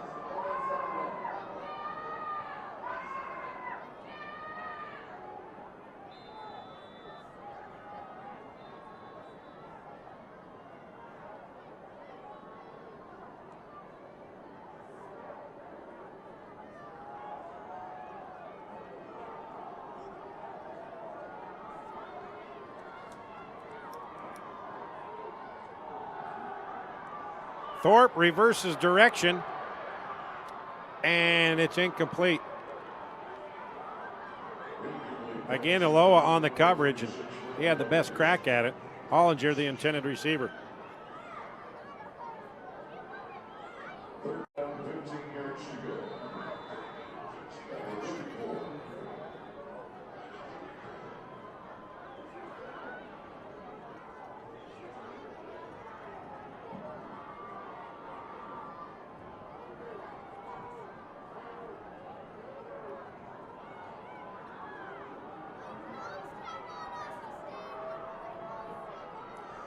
Third and 15.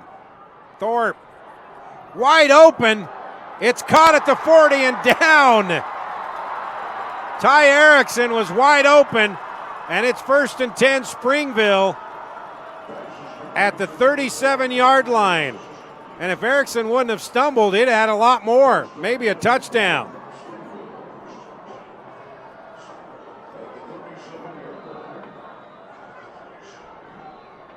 "29-yard hookup."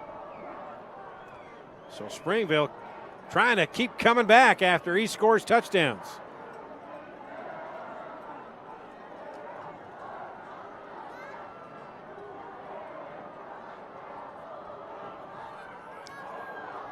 Jansen Thorpe fumbles, and his knee was down when he picked it up and tried to pitch it to Bowers.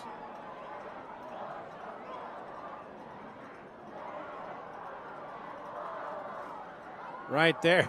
Yeah, he was on the ground. And he was down as soon as he touched the football.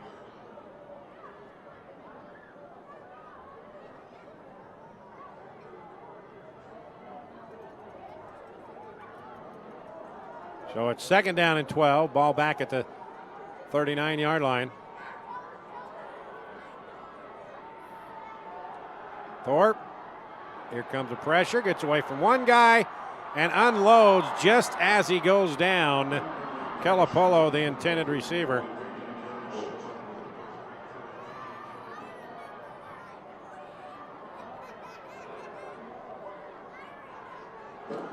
Let's see who was getting there. Hiamuli was there, and then the guy that was trying to finish him off was Helaman Sui.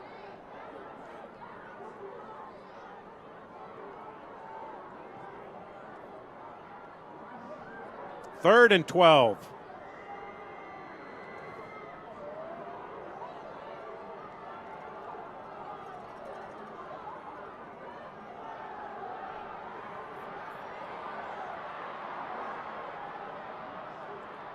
It's caught. 31-yard line.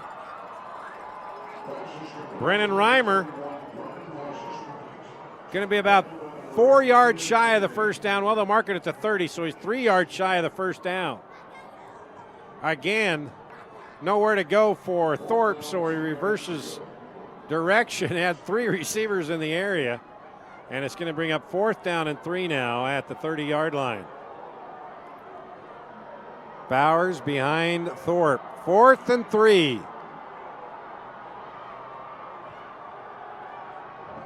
Caught. 1st down. Seth Mortensen, 20-yard line, 10-yard pickup.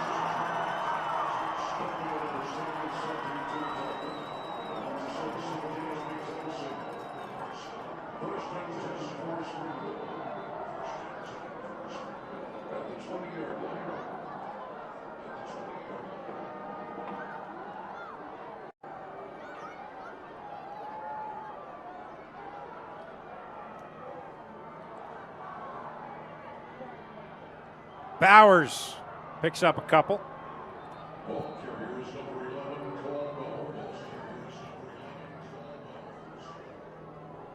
Tasinga on the stop. Clock continuing to run. Under 8 minutes left here in the 3rd quarter. East leading 34-13. 2nd down and 8 at the 18 coming up.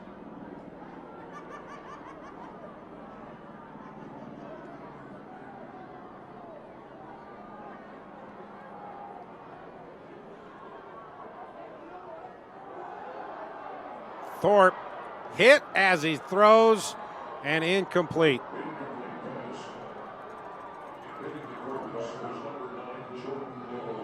Olahea, the guy that come in there, Bowers couldn't stop him, and Thorpe got blindsided. 3rd down, 8 yards to go.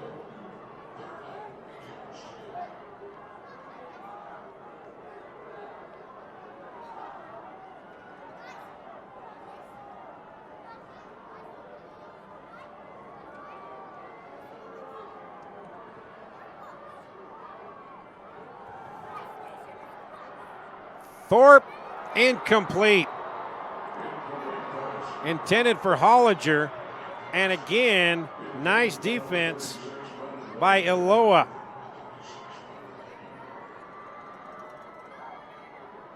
There you see Lolohea coming in again with pressure. So that brings up 4th down and 8 at the 18-yard line.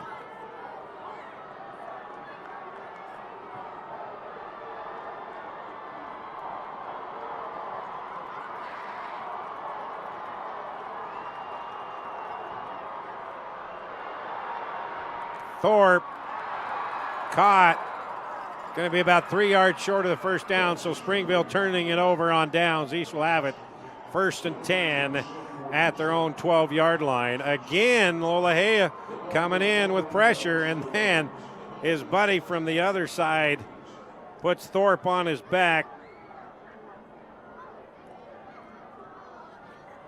Tua Kalau finishing him off. So turning over on downs, 1st and 10, 12-yard line for East.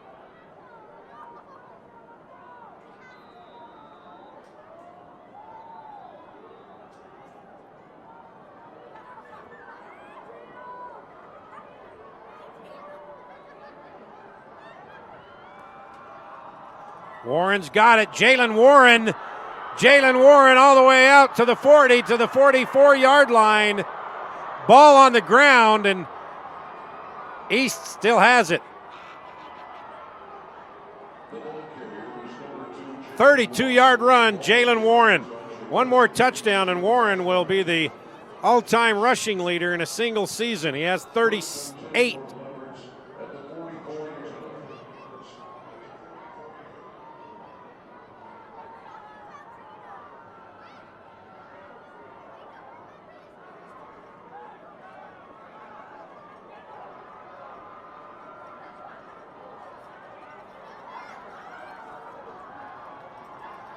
Warren again, and he picks up 7 yards. Number 32 is Eloy, is the ball is the 10 for the rest of them.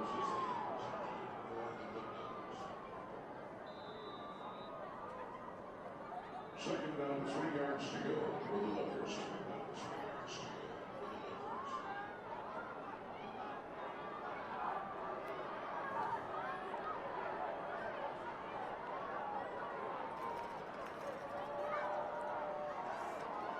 Handoff on the end around does not fool Springville.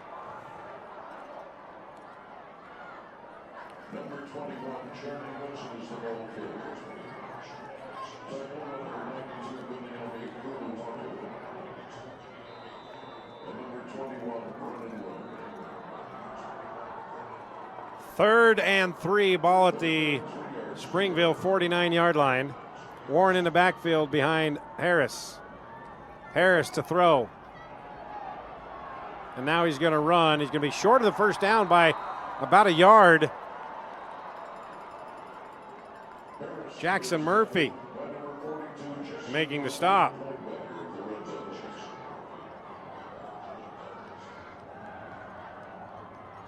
Ball is at the 48-yard line, 4th down. 2 yards to go.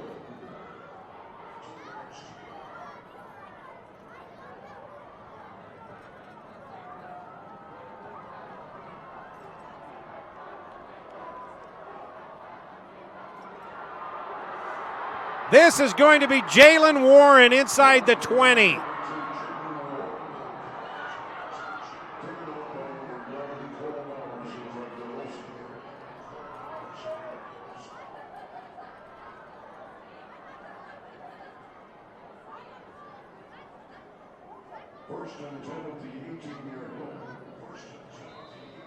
And Warren is still down, and now he gets back up.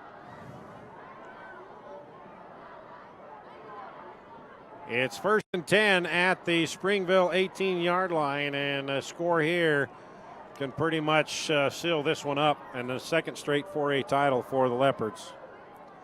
Ball on the ground. Warren has it. Ball still on the ground. It's recovered by the Springville Red Devils.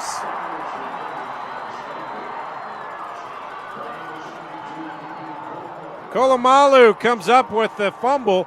First it was Harris, and then Warren fumbles it away, and Kolomalu picks it up. So Springville avoids Another East touchdown right there. They have it 1st and 10 at the 19-yard line.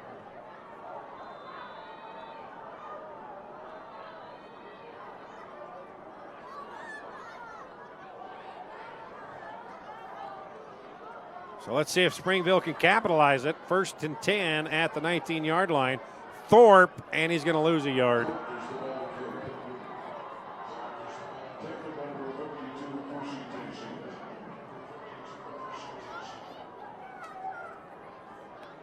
Fusi Tessina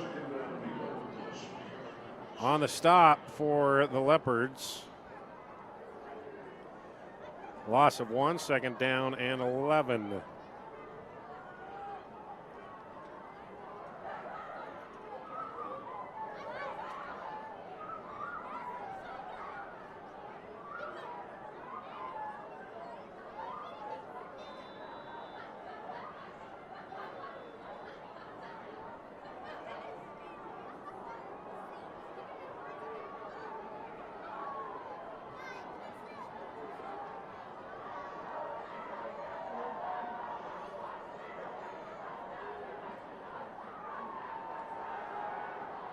Thorpe tipped and incomplete. Tasinga got a hand on it and nearly picked it off.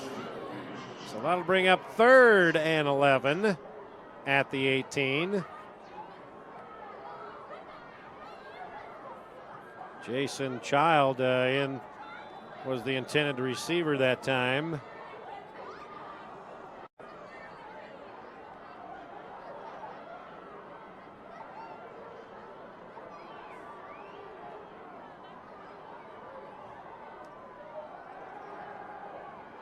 Thorpe caught.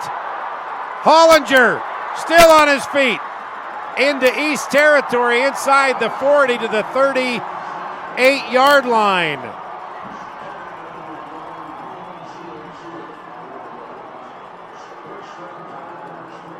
"44-yard connection.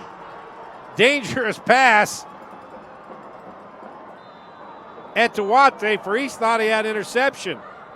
But Hollinger just hauled it in for a 44-yard reception, and now Springville has it 1st and 10 at the East 38-yard line.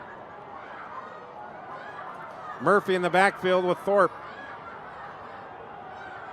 Thorpe to throw again. Now he's going to run. Now he's going to tuck it under and run, and he slides down at the 32. That's a 6-yard gain.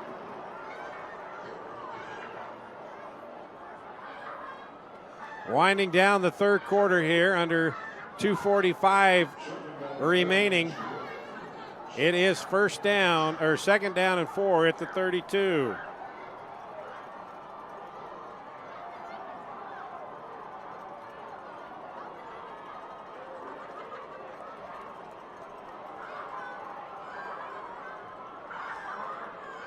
Second down and 4. Thorpe caught and dropped. Child had it. That would have been enough for a 1st down.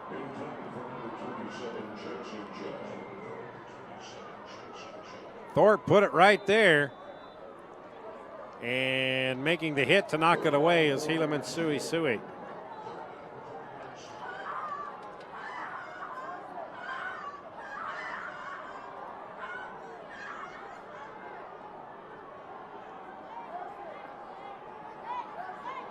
Third and 4.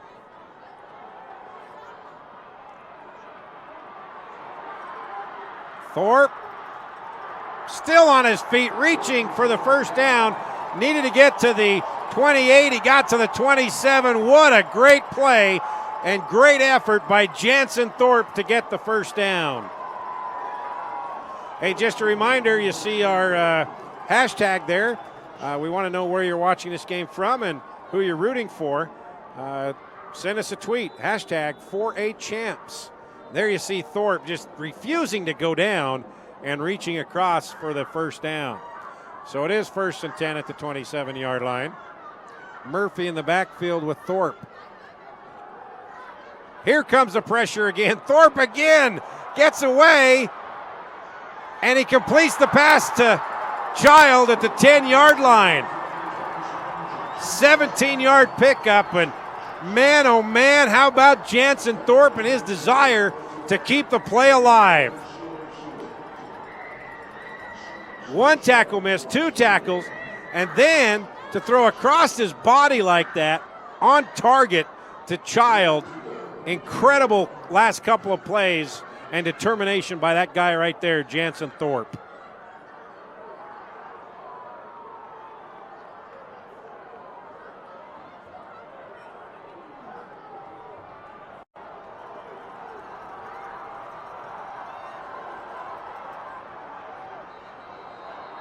And a flag before the snap.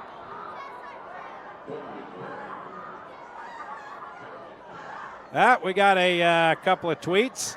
Jackson, Maple Mountain Boys watching from our nation's capital. Awesome. Spokane, Washington from Kirk Roberts. Watching from Georgia.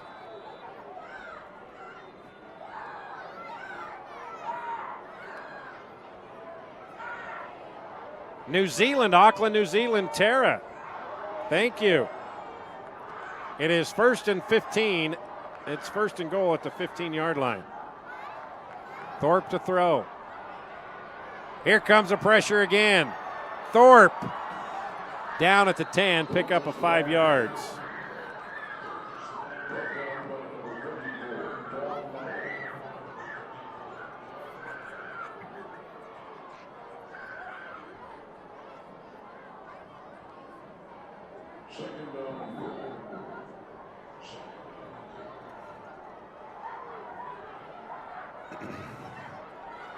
Second down and goal at the 10-yard line. Trips receivers on both sides for Jansen Thorpe. Jackson Murphy in the backfield. Thorpe to throw again. Here comes the pressure. The screen to Jackson Murphy. He's got a blocker. Jackson Murphy out at the 1. Looked like he got in. Murphy thought he got in. He might have stepped out. They're going to say he stepped out at the 2.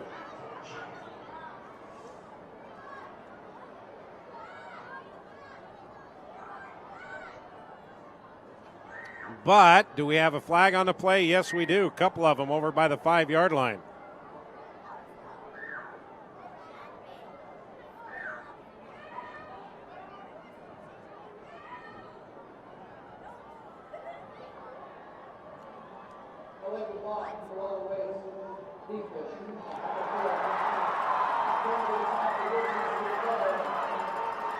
Illegal block below the waist on the defense? I didn't know the defense blocked.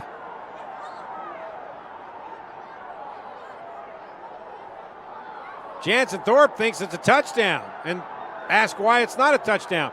And we have yet to see a replay.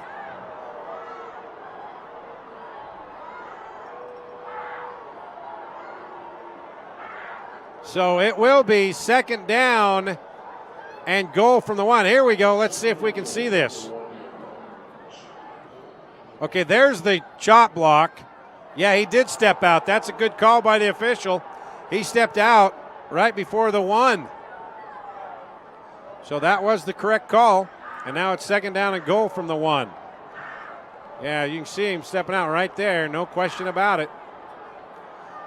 Second down and goal at the 1 for Springville. Kelapolo stopped. No gain. Third and goal at the 1.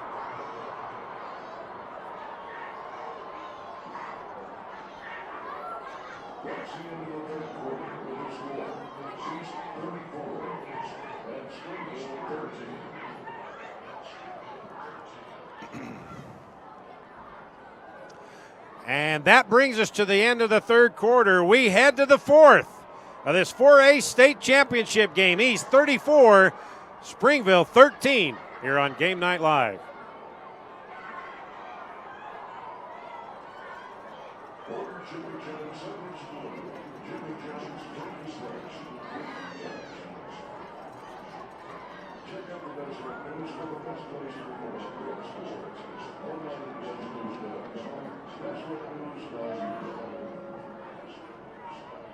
Tonight's event is being streamed live and will be available for replay at live.kmsa.com.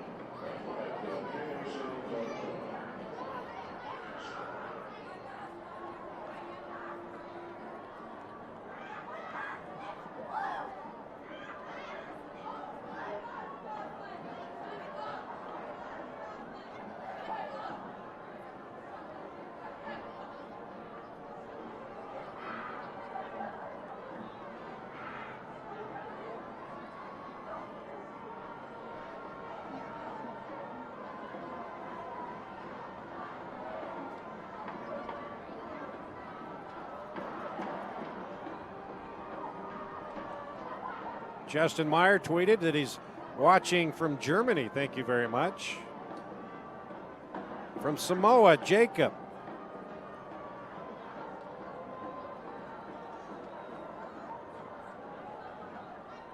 Kentucky. We have viewers all across the world. Thank you very much. Hope you're enjoying the game.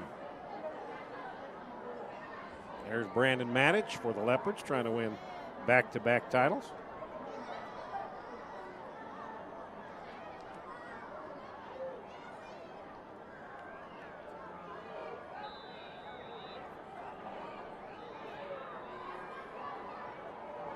Here we go, start of the fourth quarter, and Jansen Thorpe is in for the 1-yard touchdown to cut the lead to 34-19.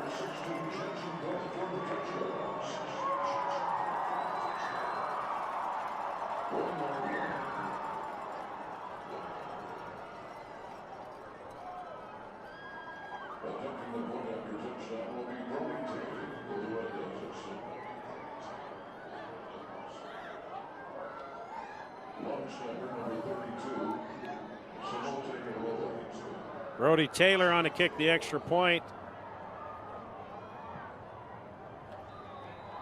Good. 11:56 left. The lead is down to 14. East 34, Springville 20 here on Game Night Live.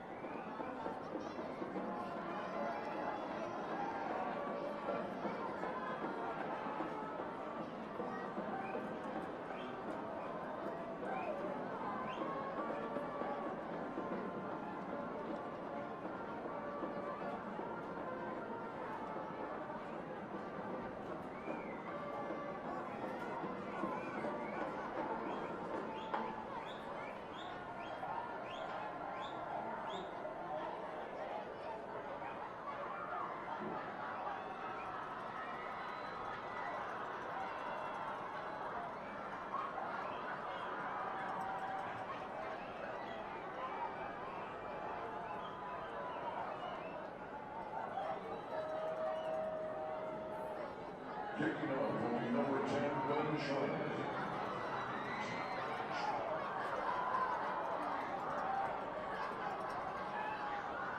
Back for the Lakers is number 21, Charlie Benson.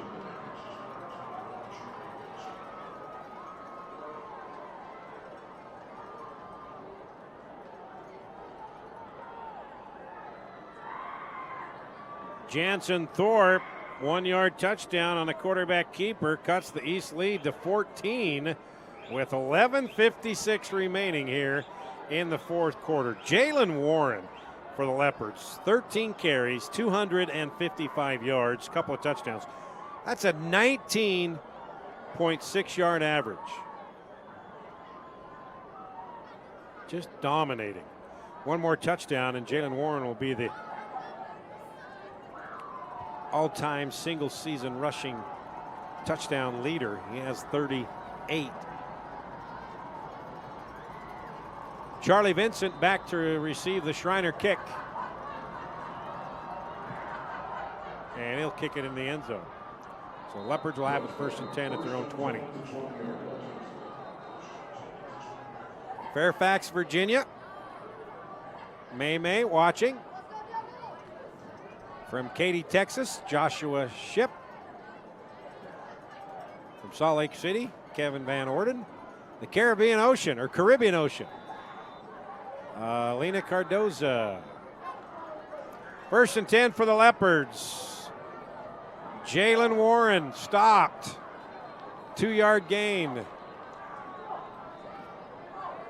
Sayamaka from Texas.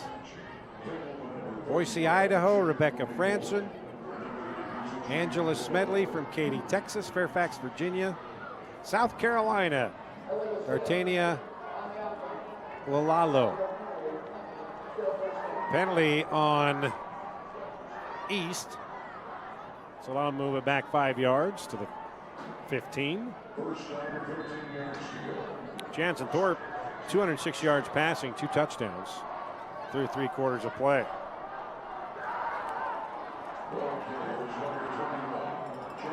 Charlie Vincent picks up a couple. Actually picks up 4 to the 19-yard line.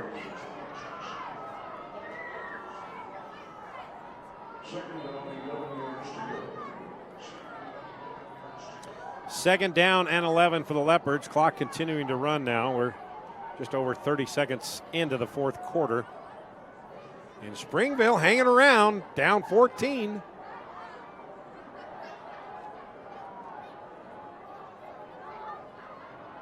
Jalen Warren again. Moves the pile to the 24. That's a 5-yard gain. It'll bring up 3rd and 6. So this is a crucial down for Springville. They can hold the Leopards here. They can possibly get this to a 1-score game.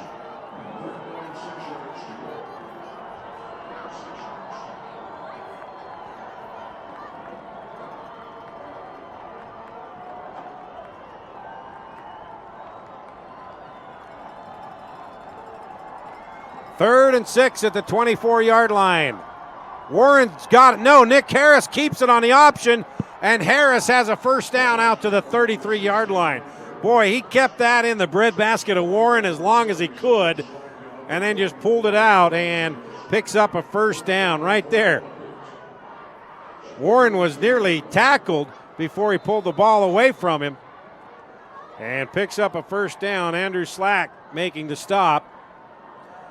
But not before a big first down by Nick Harris, who's done a very nice job today running.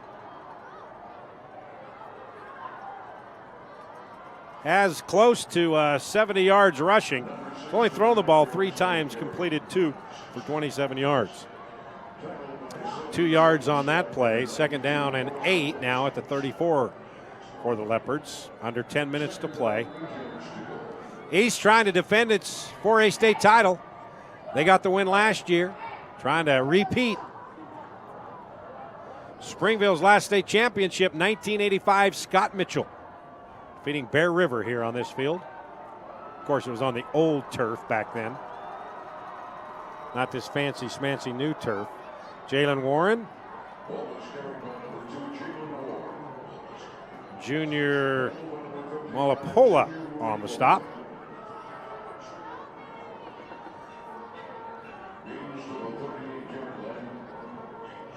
Jalen Warren over 260 yards rushing here so far. Has a chance to hit the 300-yard mark. He's rushed for over 200 yards in 10 straight games, now 11 straight games. That's incredible. Good defensive play, stopping Malisi. Bradley Nickel. So that brings up 4th down and 4. They tried that misdirection with Malisi there, and no gain as Nickel was not fooled. So it's 4th down and 4 with 8:24 count and counting. And East will punt it away from their own 38-yard line.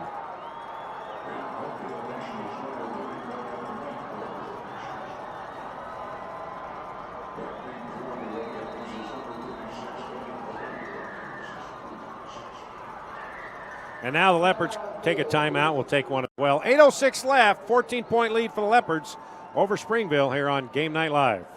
A reminder, ladies and gentlemen, to remain off the field following tonight's championship game. Remember, with the Kansas University of Utah, please remain on the field for the post-game awards presentation. Thanks for your cooperation.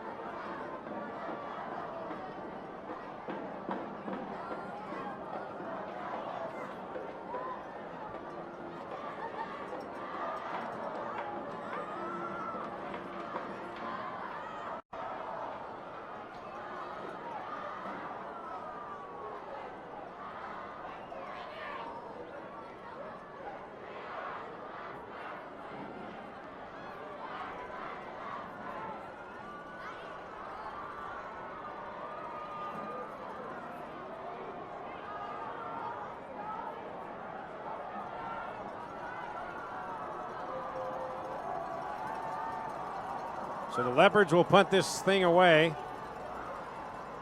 Hollinger back to receive the punt at his own 25-yard line.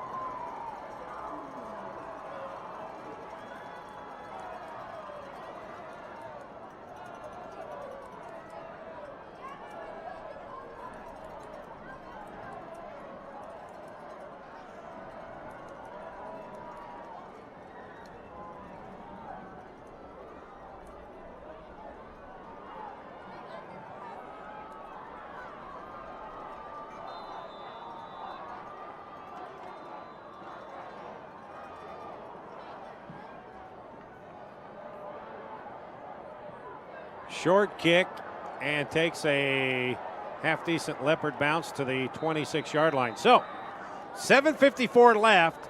Springville down 14, and they've got it 1st and 10 at their own 26 here on Game Night Live.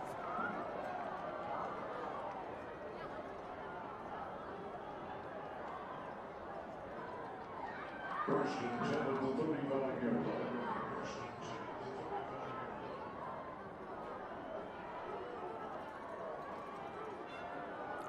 So let's see if the Red Devils can get something on the board here and cut this to a one-score game.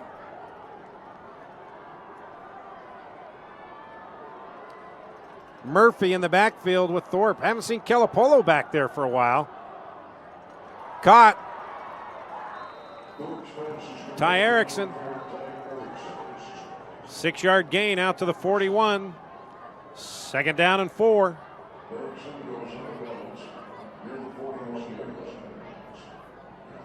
Eloa again on the coverage. Still plenty of time here.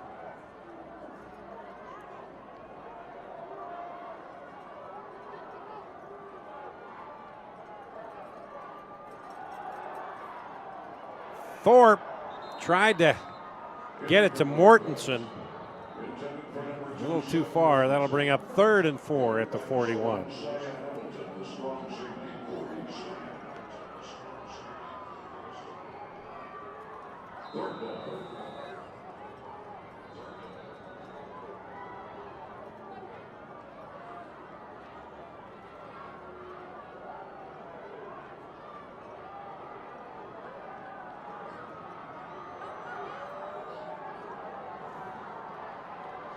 Third and 4.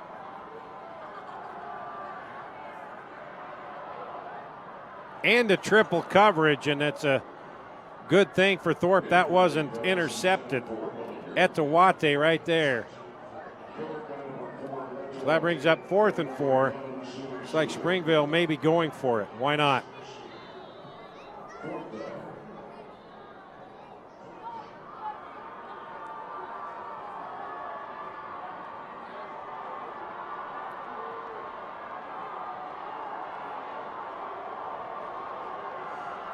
4th down and 4, huge play here for Springville if they want to get back into this thing.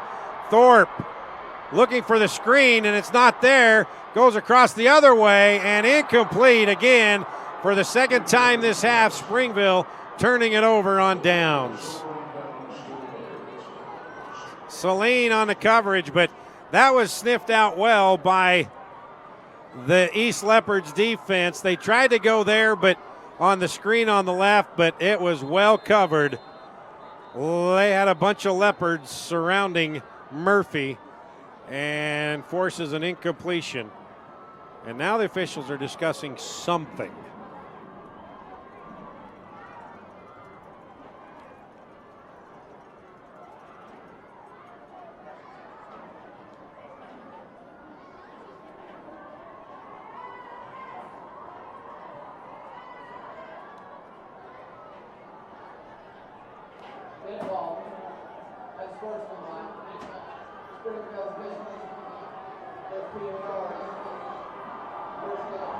Unsportsmanlike penalty on the Springville sideline.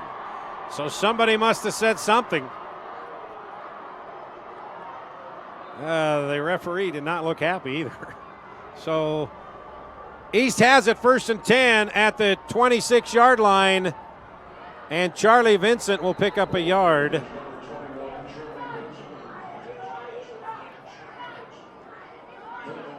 Kolomalu and Reimer on the stop on Charlie Vincent. I'll say he just got back to the line of scrimmage, so it will be 2nd down and 10 coming up.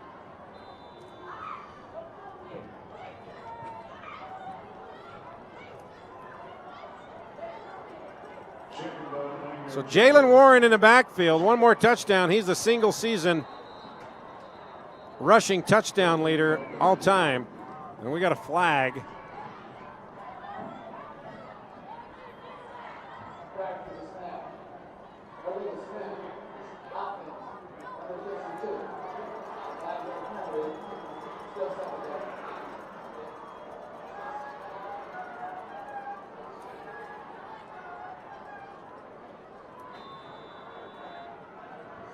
Clock continuing to run, under 6:50 remaining here in the 4th quarter. 14-point lead for Springville.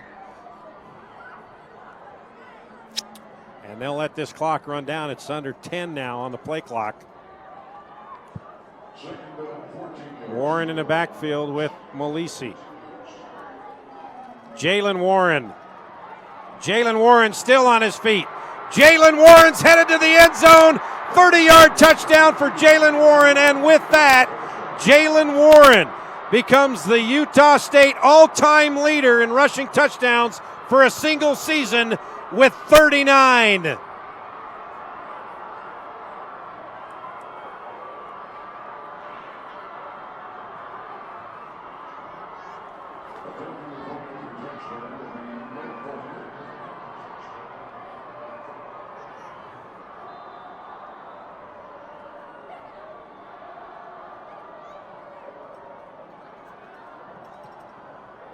Extra point by Barker's good. 6:18 left. East now well on its way to a second straight 4A title. 41-20 as Jalen Warren now is the state's all-time leader in rushing touchdowns in a single season with 39.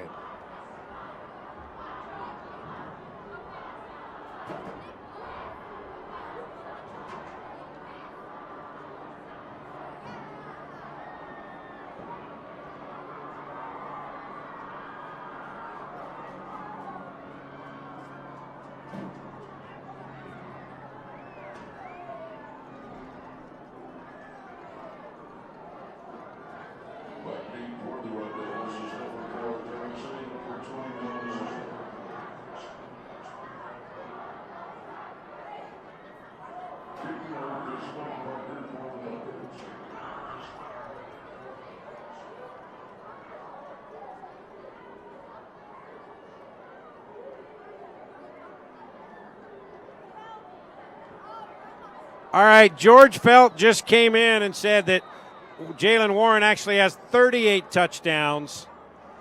not 39, so he's tied the record for single season. George Felt knows everything and anything there is to know about high school football. Does a great job on the Deseret News and KSL.com to give us stats, because he knows everything and anything. So Jalen Warren has 38 rushing touchdowns, not 39. And that ties him for the state record. One more, he's still got 6:18 left. Still got time to do it.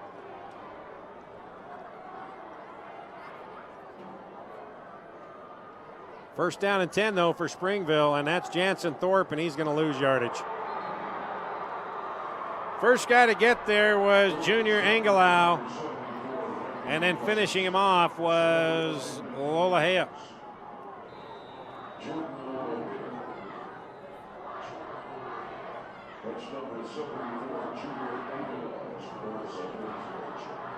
Second down and 12. Caught out at the 30. Jackson Murphy to the 33-yard line, and that's going to be a first down. 15-yard gain.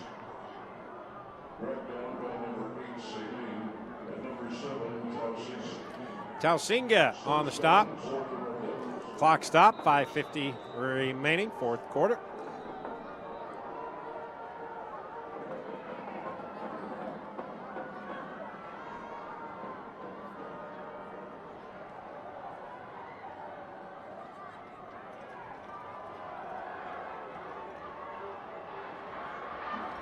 Thorpe unloads and incomplete. Trying to get it to Child, but he was under pressure again. So that brings up second down and 10 at the 33.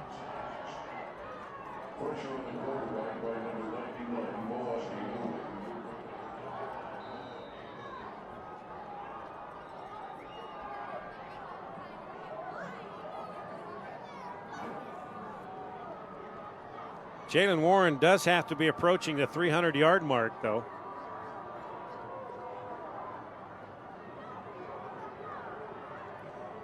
Second down and 10.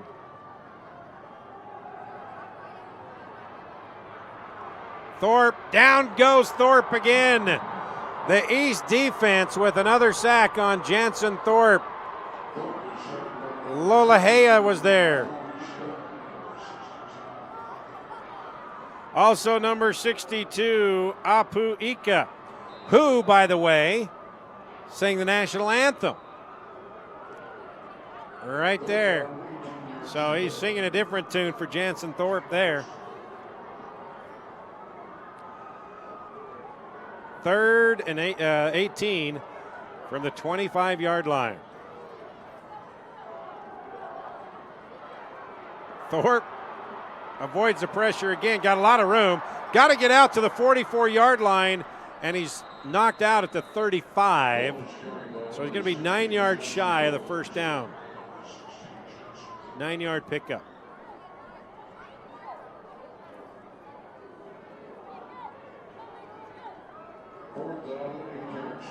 So fourth down and 8. Springville's got to go for it.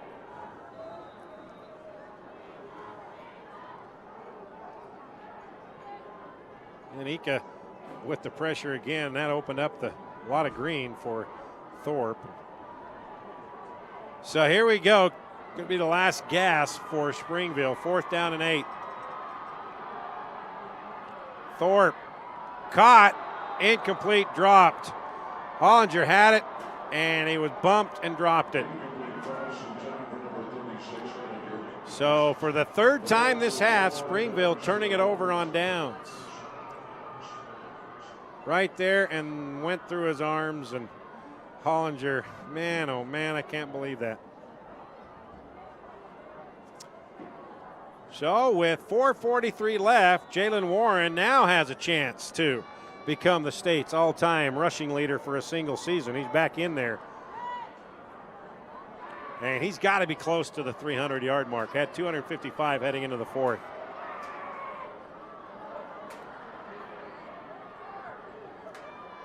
Jalen Warren, a couple of yards. Number 2, Jalen Warren carries the ball. Slack with the tackle.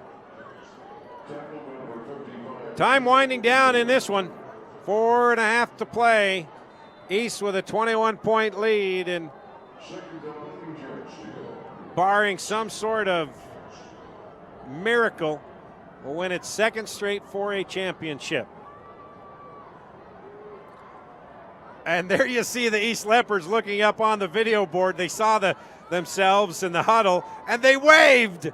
I've never seen that before. Jalen Warren in the backfield, but the pitch goes to Malisi, and he's brought down by Nickel and also Gavin Dady.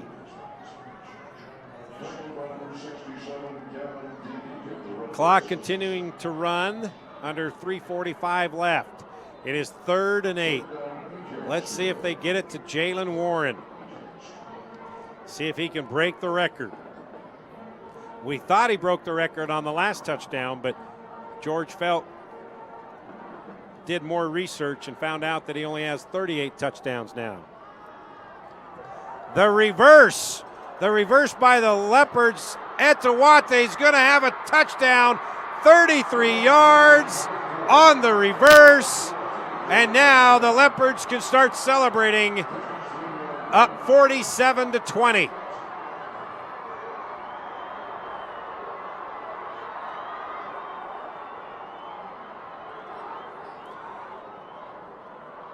They've run that end around quite a bit in the playoffs, and they faked it that time and pitched it to Etawate. So with 3:11 left, with the extra point coming up, it's a 27-point lead.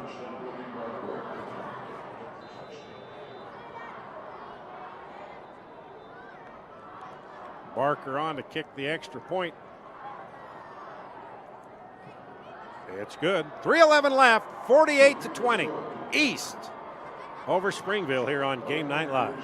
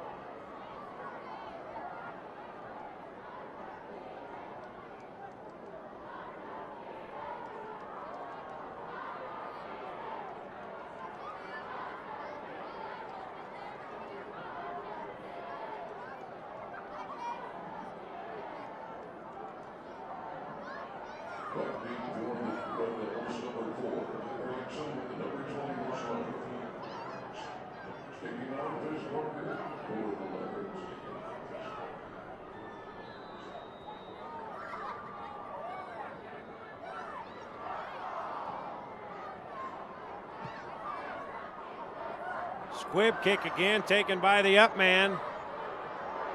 And out to the 32-yard line. That's Randall Gleave again. And he comes hobbling off. So Springville will have it. 3:06 left, down by 28.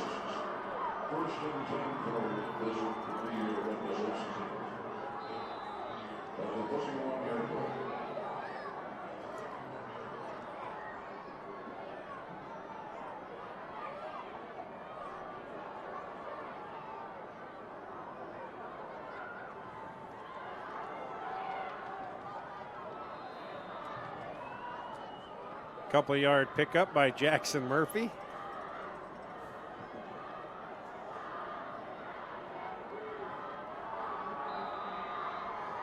So in the first championship game of the day, Desert Hills come back on the final play of the game to beat Pineview 28-27 for the 3AA title.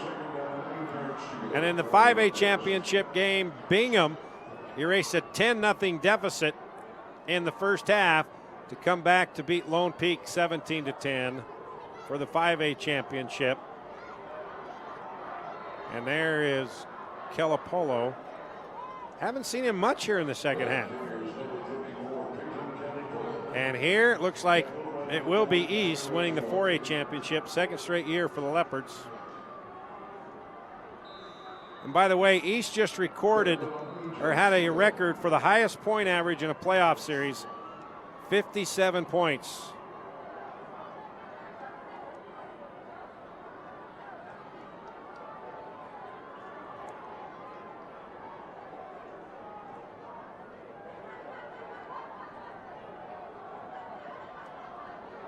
Thorpe going deep off the hands or the head of Seth Mortensen. Perfectly placed ball.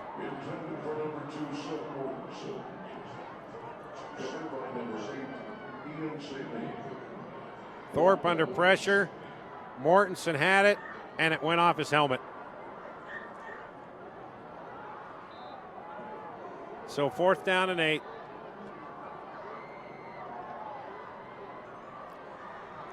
Springville has all 3 of its timeouts remaining. I doubt they will use them other than just take a break.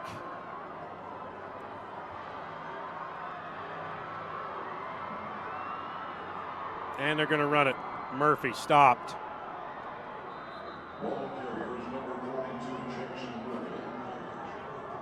Sate Tuatafa with the stop, and for the 4th time here in the second half, Springville turning it over on downs.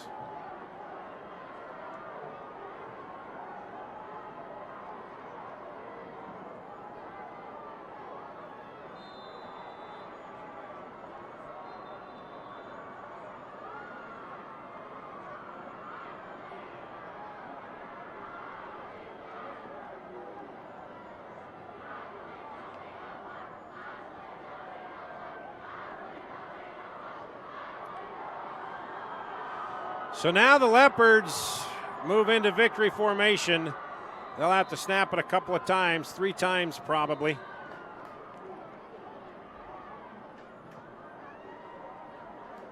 And then they will be able to officially celebrate. And they bring in Ben Ford, the senior captain, who injured his elbow last week, to come in victory formation. Nice move by Coach Brandon Matich. And he has to just feel sick that he wasn't able to play today. And they've got a big smile on his face as the Leopards lineman looking up at the video board and waving at themselves. 1 minute remaining. And Springville's just not even attempting to make any kind of penetration, and why not? Class move by Springville. And Ben Ford gets to come in and participate in this victory because he was a big part of this team this year.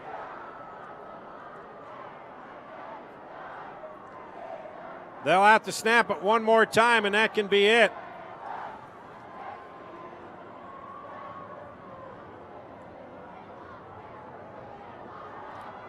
One more snap, and that's it. They better hurry and get it before the delay of game. And they do. And that is it. The East Leopards repeat as 4A champions. 48-20 the final over Springville. And the East Leopards set a record for the highest point average in a playoff run, 57.25 points per game, surpassing Tooele, who set that record back in 1928. Jalen Warren ties the single season rushing touchdown list with 38 touchdowns this season. The East Leopards repeat as 4A champs, 48-20. Congratulations on Springville. They've had 2 losses in 2 years, both coming to East here at Rice-Eccles Stadium, but congratulations on another fantastic season. So congratulations to the East Leopards. 48-20 is your final. And thank you for watching, not just here in the Championship Friday, but for the entire season here at high school football. We've had a great time bringing you all the games every week, all the way up to the Championship Friday. Now we turn our attention to basketball. So thanks to our crew all season long on our Game Night Live broadcast. And thanks to Thompson and Ryan for all they've done to put these broadcasts